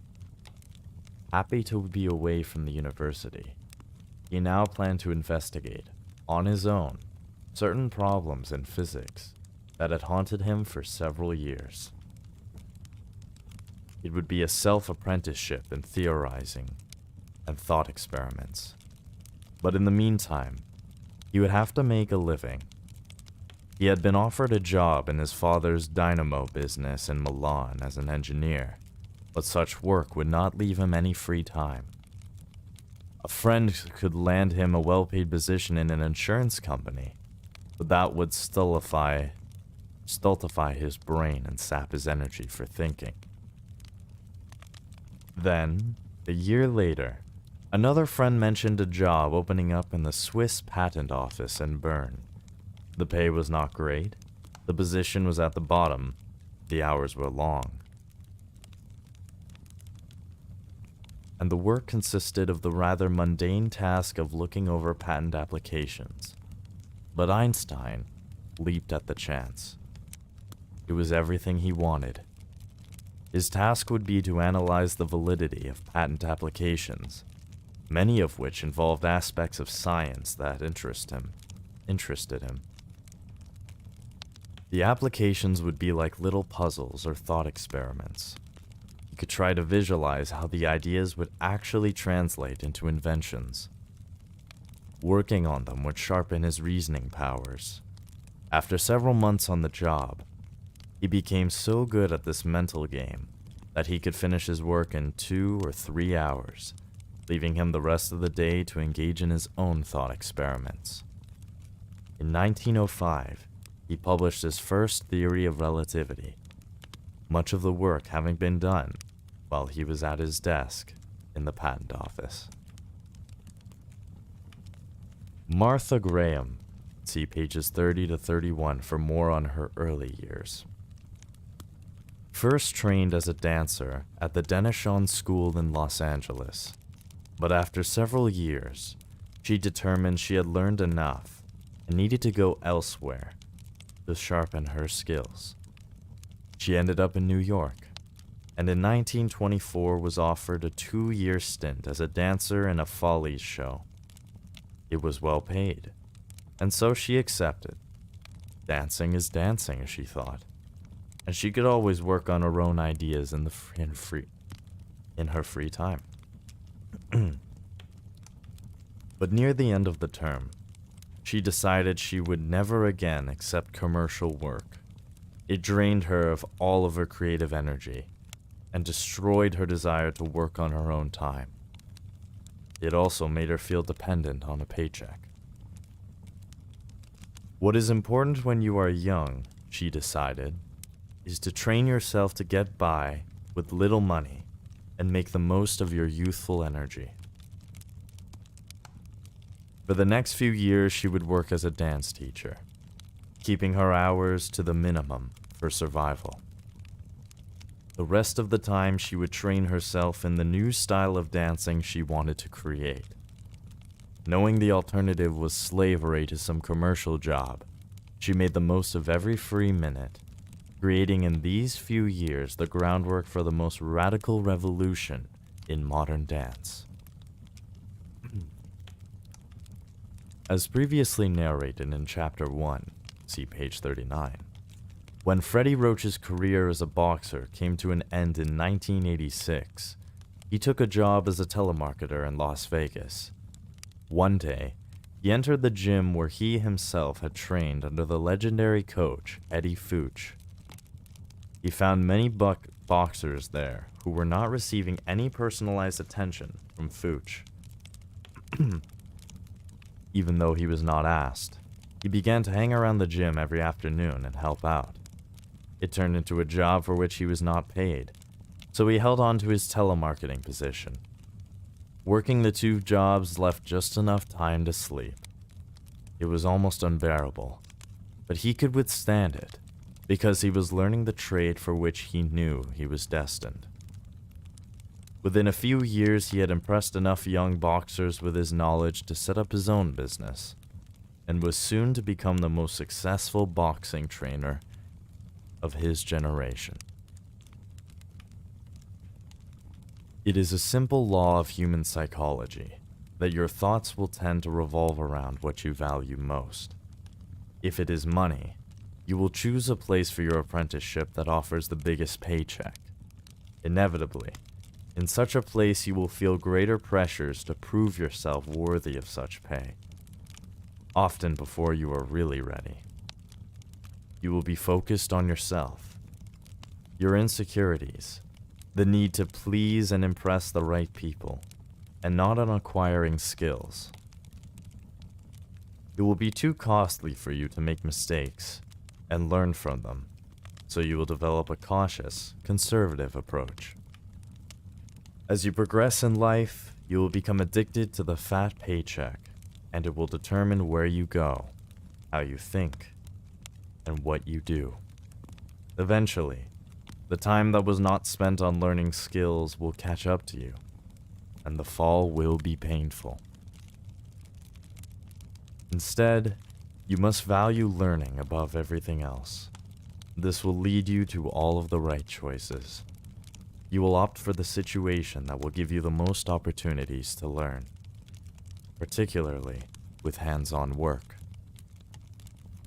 You will choose a place that has people and mentors who can inspire and teach you.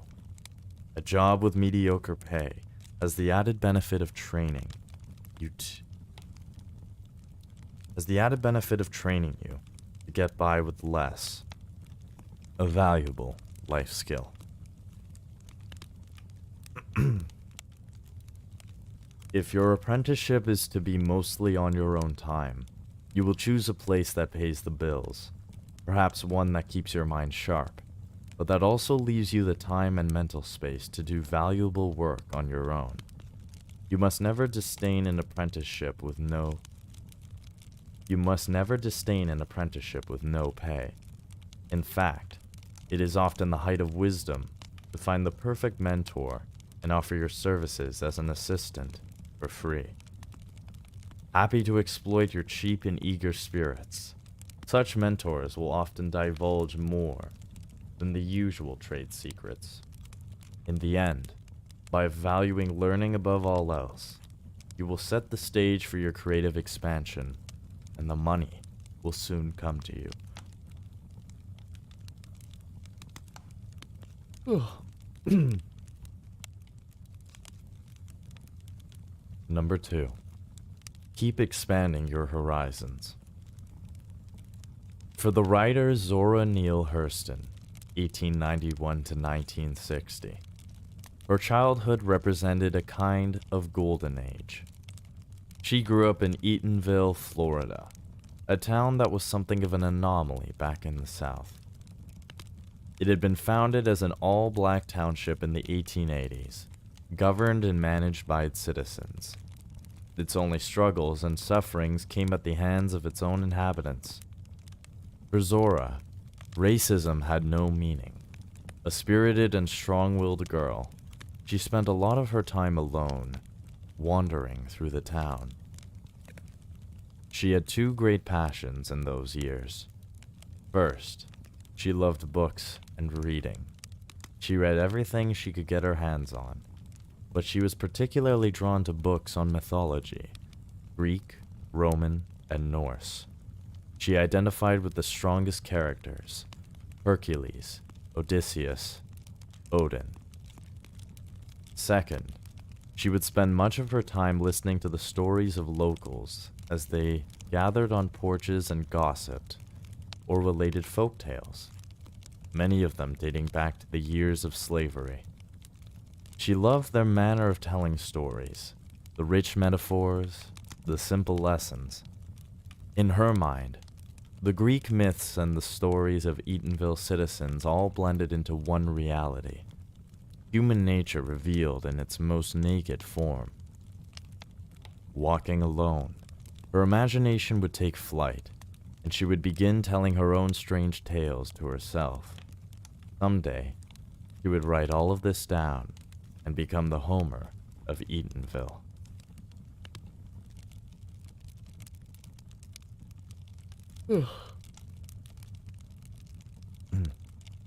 Then, in 1904, her mother died, and the golden age came to an abrupt...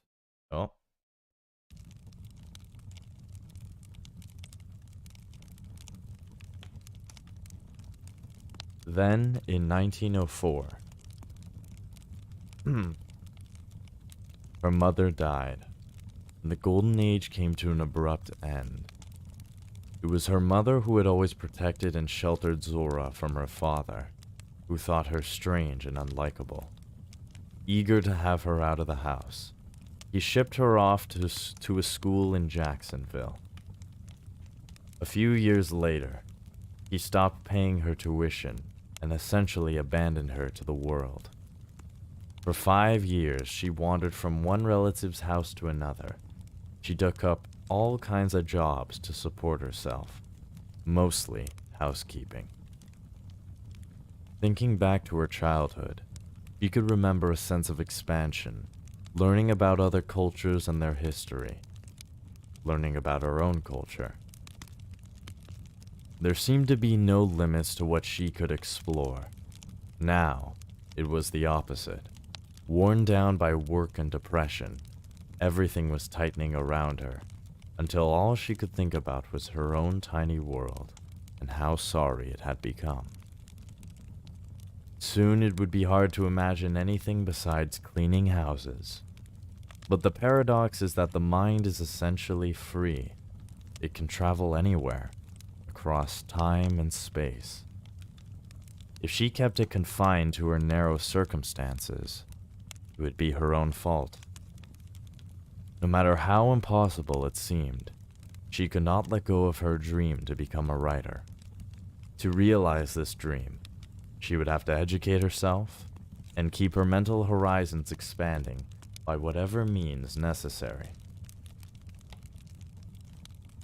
A writer needs knowledge of the world, and so, thinking in this way, Zora Neale Hurston proceeded to create for herself one of the most remarkable self-directed apprenticeships in history.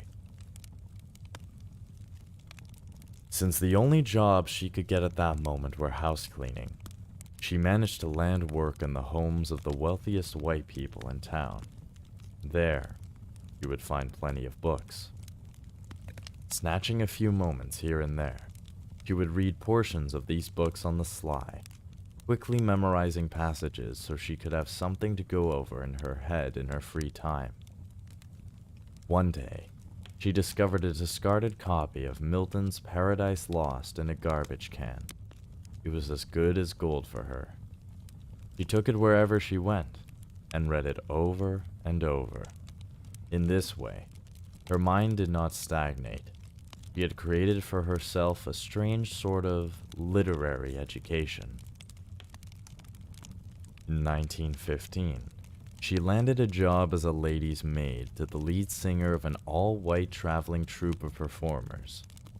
For most, this would mean yet another subservient position, but for Hurston, it was a godsend.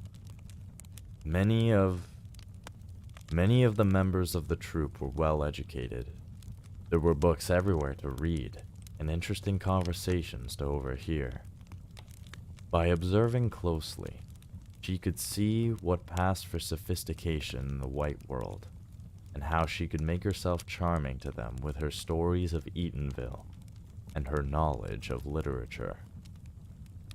As part of the job, they had trained her as a manicurist. She would later use this skill to find jobs in the barber shops in Washington, D.C., near the Capitol. The clientele included the most powerful politicians of the time, and they would often gossip as if she weren't even there. For her, this was almost as good as reading any book. It taught her more about human nature, power, and the inner workings of the white world. Her world was slowly expanding, but still, there were severe limitations on where she could work, on the books she could find, on the people she could meet and associate with. She was learning, but her mind was unstructured and her thoughts unorganized. What she needed, she decided, was formal education and the discipline this would bring her. She could try to patch a degree together in various night schools, but what she really wanted was to regain what had been taken away from her by her father. At 25, she looked young for her age, and so, chopping off 10 years in her application, she gained admittance to a free public high school in Maryland, as a freshman. She would have to make the most of this schooling. Her future depended on it. She would read many more books than were required, and work particularly hard on any writing assignments. She would befriend teachers and professors with the charm she had established over the years, making the kinds of connections that eluded her in the past. In this way, a few years later, she gained admittance to Howard University, a leading institution of black higher learning, and made the acquaintance of key figures in the black literary world. With the discipline she had gained in school, she began to write short stories. Now, with the help of one of her connections, she got a short story published in a prestigious Harlem literary journal. Seizing opportunities whenever they appeared, she decided to leave Howard and move to Harlem, where all of the leading black writers and artists were living. This would add another dimension to the world she was finally able to explore. Over the years, Hurston had made a study of powerful, important people, black and white, and how to impress them. Now, in New York, she used this skill to great effect, charming several wealthy white patrons of the arts. Through one of these patrons, she was offered the opportunity to enroll in Barnard College, where she would finish her college education.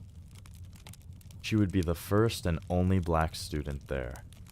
It had been her strategy to keep moving, keep expanding. The world could quickly close in on you if you stayed put or stagnated. And so she accepted the offer. The white students at Barnard were intimidated in her presence. Her knowledge of so many fields far exceeded their own. Several professors in the anthropology department fell under her spell and sent her on a tour through the South to gather folk tales and stories. She used the trip to immerse herself in hoodoo, the southern black version of voodoo, and in other ritual practices. She wanted to deepen her knowledge of black culture in all of its richness and variety.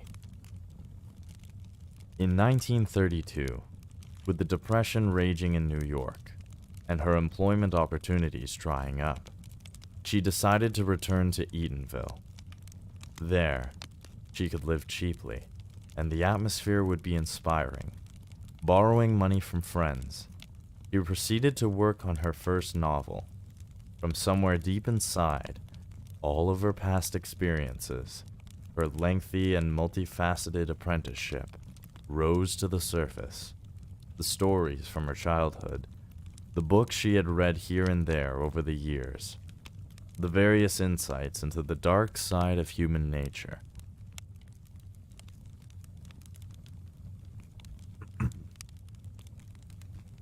The various insights into the dark side of human nature, the anthropological studies, every encounter that she had paid attention to with so much intensity. This novel, Jonah's Gourdvine, would recount the relationship of her parents, but it was really a distillation of all of her life's work. It spilled out of her in a few intense months. The novel was published the following year and became a great success. Over the next few years, she wrote more novels at a furious pace. She soon became the most famous black writer of her time, and the first black female writer ever to make a living from her work. Zora Neale Hurston's story reveals in its barest form the reality of the apprenticeship phase. No one is really going to help you or give you direction. In fact, the odds are against you. If you desire an apprenticeship, if you want to learn and set yourself up for mastery, you have to do it yourself, and with great energy. When you enter this phase, you generally begin at the lowest position. Your access to knowledge and people is limited by your status. If you are not careful, you will accept this status and become defined by it, particularly if you come from a disadvantaged background. Instead, like Hurston, you must struggle against any limitations and continually work to expand your horizons. In each learning situation, you will submit to reality, but that reality does not mean you must stay in one place. Reading books and materials that go beyond what is required is always a good starting point. Being exposed to ideas in the wide world, you will tend to develop a hunger for more and more knowledge. You will find it harder to remain satisfied in any narrow corner, which is precisely the point. The people in your field, in your immediate circle, are like worlds unto themselves. Their stories and viewpoints will naturally expand your horizons and build up your social skills. Mingle with as many different types of people as possible. Those circles will slowly widen. Any kind of outside schooling will add to the dynamic. Be relentless in your pursuit of expansion. Be relentless in your pursuit for expansion. Whenever you feel like you are settling into some circle, force yourself to shake things up and look for new challenges, as Hurston did when she left Howard for Harlem. With your mind expanding,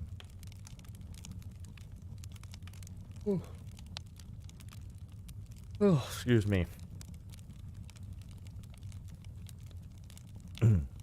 With your mind expanding, you will redefine the limits of your apparent world.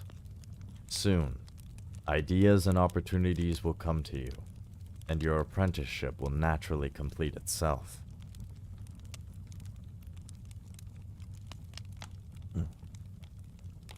Number 3.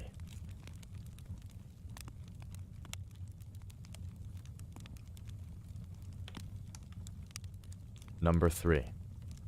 Revert to a feeling of inferiority. Inferiority. Yeah, inferior. Revert to a feeling of inferiority. You know what? How does that pronounce? Inferiority.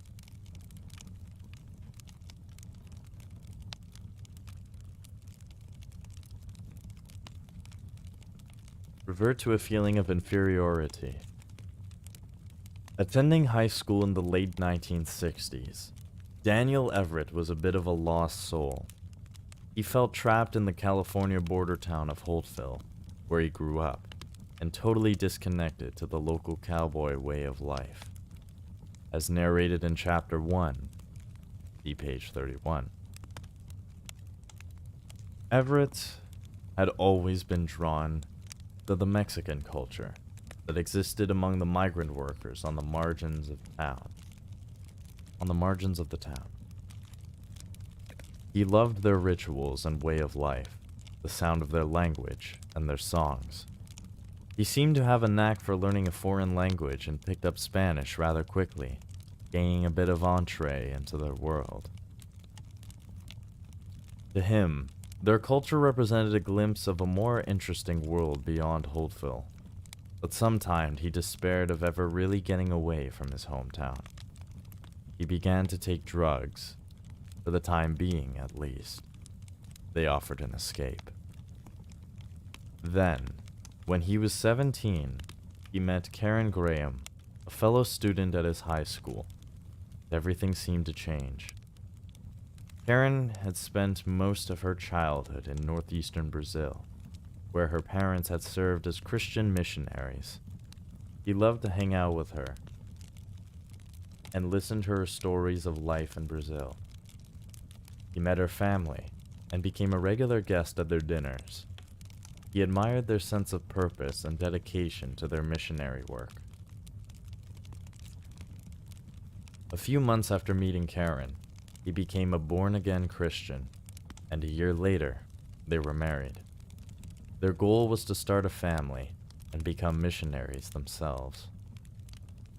Everett graduated from the Moody Bible Institute of Chicago with a degree in foreign missions, and in 1976, he and his wife enrolled in the Summer Institute of Linguistics, SIL, a Christian organization that instructs future missionaries in the necessary linguistic skills to translate the Bible into indigenous languages and spread the gospel.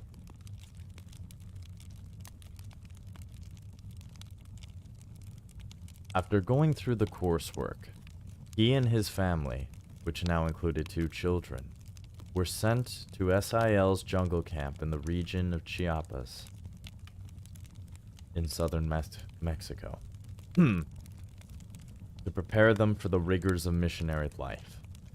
For a month, the family had to live in a village and learn as best they could the indigenous language, a Mayan dialect. Everett passed all of the tests with flying colors. Based on his success in the program, the faculty at SIL decided to offer him and his family the greatest challenge of them all: to live in a Piraha village, deep in the heart of the Amazon. The Piraha are among the oldest inhabitants of the Amazon. When the Portuguese arrived in the area in the early 18th century, Most of the tribes learned their language and adopted many of their ways, but the Piraha resisted and retreated further into the jungle. They lived in deep isolation, with little contact with outsiders. By the time missionaries arrived in their villages in the 1950s, there were only some 350 Piraha still alive, scattered in the area. The missionaries who tried to learn their language found it impossible. The Piraha spoke no Portuguese, had no written language, and their words, to Westerners, all sounded alike. SIL had sent a couple in 1967 to learn the language and finally translate part of the Bible into Piraha, but they could make little progress. After more than 10 years of struggling with the language, they were driven half mad by the task and wanted to leave. Sorry about that. Good thing I've got ad block, so you don't have to watch those ads there. After more than 10 years of struggling with the language, they were driven half mad by the task and wanted to leave. Hearing all of this, Everett was more than happy to accept the challenge. He and his wife were determined to be the first ones to crack the code of Piraha. He and his family arrived at a Piraha village in December 1977. In his first few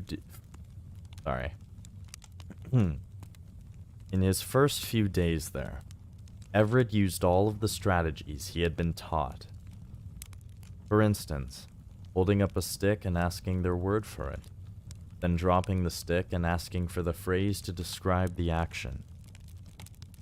In the months to come, he made good progress learning basic vocabulary. The method he had learned at SIL worked well, and he worked assiduously. Every time he heard a new word, he wrote it down on 3x5 note cards. He punched holes in the corners of the cards, carried dozens of them on the loop of his pants, and repeatedly practiced them with villagers. He tried to apply these words and phrases in different contexts, sometimes making the Piraha laugh. Whenever he felt frustrated, he would look at the Piraha children who picked up the language with ease. If they could learn it, so could he kept telling himself. But every time he felt like he was learning more phrases, he had the equal sensation that he was really getting nowhere. He began to understand the frustration of the couple that had preceded him. For instance, he kept hearing a word over and over again that seemed to translate as just now, as in, the man had just now left. But later, hearing it in a different context, he realized that it, in fact, referred to the precise moment when something appears or disappears. A person, a sound, anything. The phrase was really about the experience of such transitory moments, he decided, which seemed to resonate a lot with the Piraha. Just now did not begin to cover the rich meanings of it. This started to happen with all kinds of words he thought he had understood. He also began to discover things that were missing in their language, that went against all of the linguistic theories he had been taught. They had no words for numbers, no concept of right and left, no simple words that designated colors. What could this mean? One day, after more than a year of living there, he decided to accompany some Piraha men deep into the jungle, and to his surprise, he discovered a whole other side to their existence and language. They acted and spoke differently. They employed a different form of communication, talking to one another in elaborate whistles that clearly replaced spoken language, making them stealthier in their hunting forays. Their ability to navigate this dangerous environment was impressive. Suddenly, something became clear to Everett. His decision to confine himself to village life and simply to learn their language was the source of his problem. Their language could not be separated from their method of hunting, their culture, their daily habits. He had unconsciously internalized a sense of superiority to these people and their way of life, living among them like a scientist studying ants.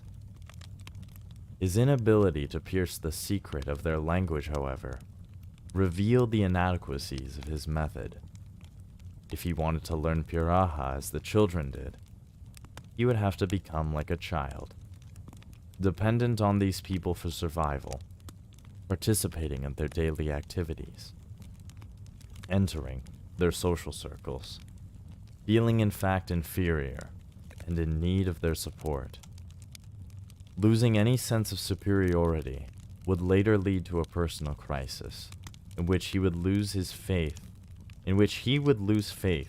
in his role as a missionary and leave the church for good. He began to enact this strategy on all levels, entering a realm of their lives that had been hidden to him. Soon, all kinds of ideas about their strange language came to him. The linguistic oddities of Piraha reflected the unique culture that they had evolved from living in isolation for so long.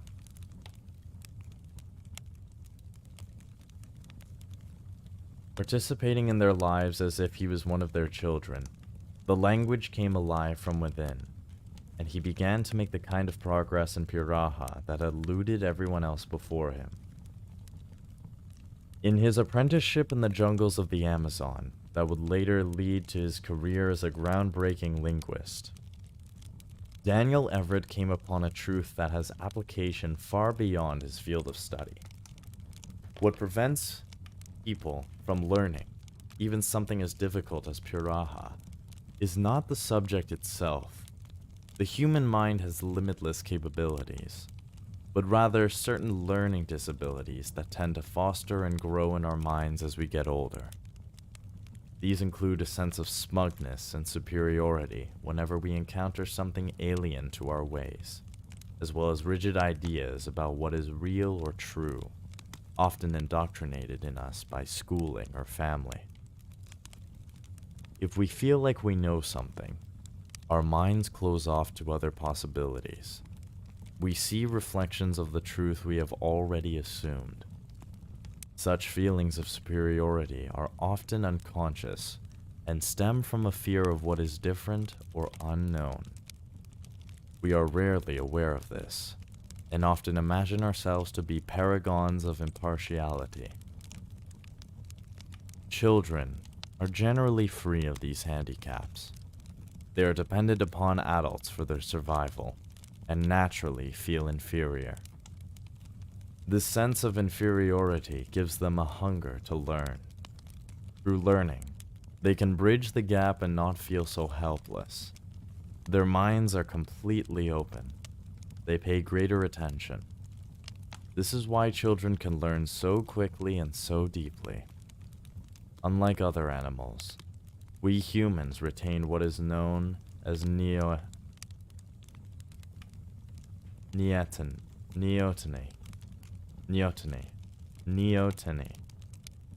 mental and physical traits of immaturity, well into our adult years. We have the remarkable capability of returning to a childlike spirit, especially in moments in which we must learn something. Well into our 50s and beyond, we can return to that sense of wonder and curiosity, reviving our youth and apprenticeships. Understand, when you enter a new environment, your task is to learn and absorb as much as possible. For that purpose, you must try to revert to a childlike feeling of inferiority. The feeling that others know much more than you, and that you are dependent upon them to learn and safely navigate your apprenticeship. You drop all of your preconceptions about an environment or field, any lingering feelings of smugness, You have no fears. You interact with people and participate in the culture as deeply as possible. You are full of curiosity. Assuming the sensation of inferiority, your mind will open up, and you will have a hunger to learn. This position is, of course, only temporary. You are reverting to a feeling of dependence, so that within 5 to 10 years, you can learn enough to finally declare your independence and enter full adulthood.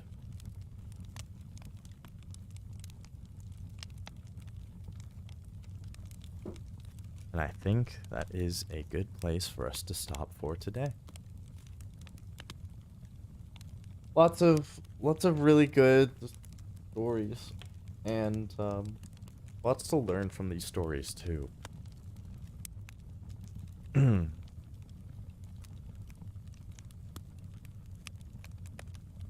So yeah, I hope you guys enjoyed that, and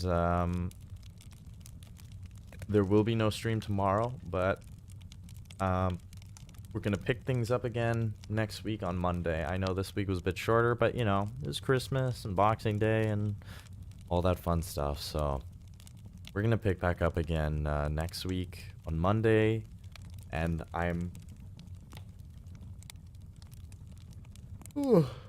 excuse me, I am going to make sure that I start the stream at 9 o'clock.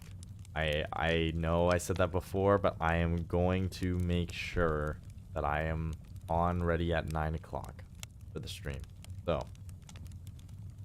with that being said, thank you all so much for watching. I hope you enjoyed the stream, and I will see you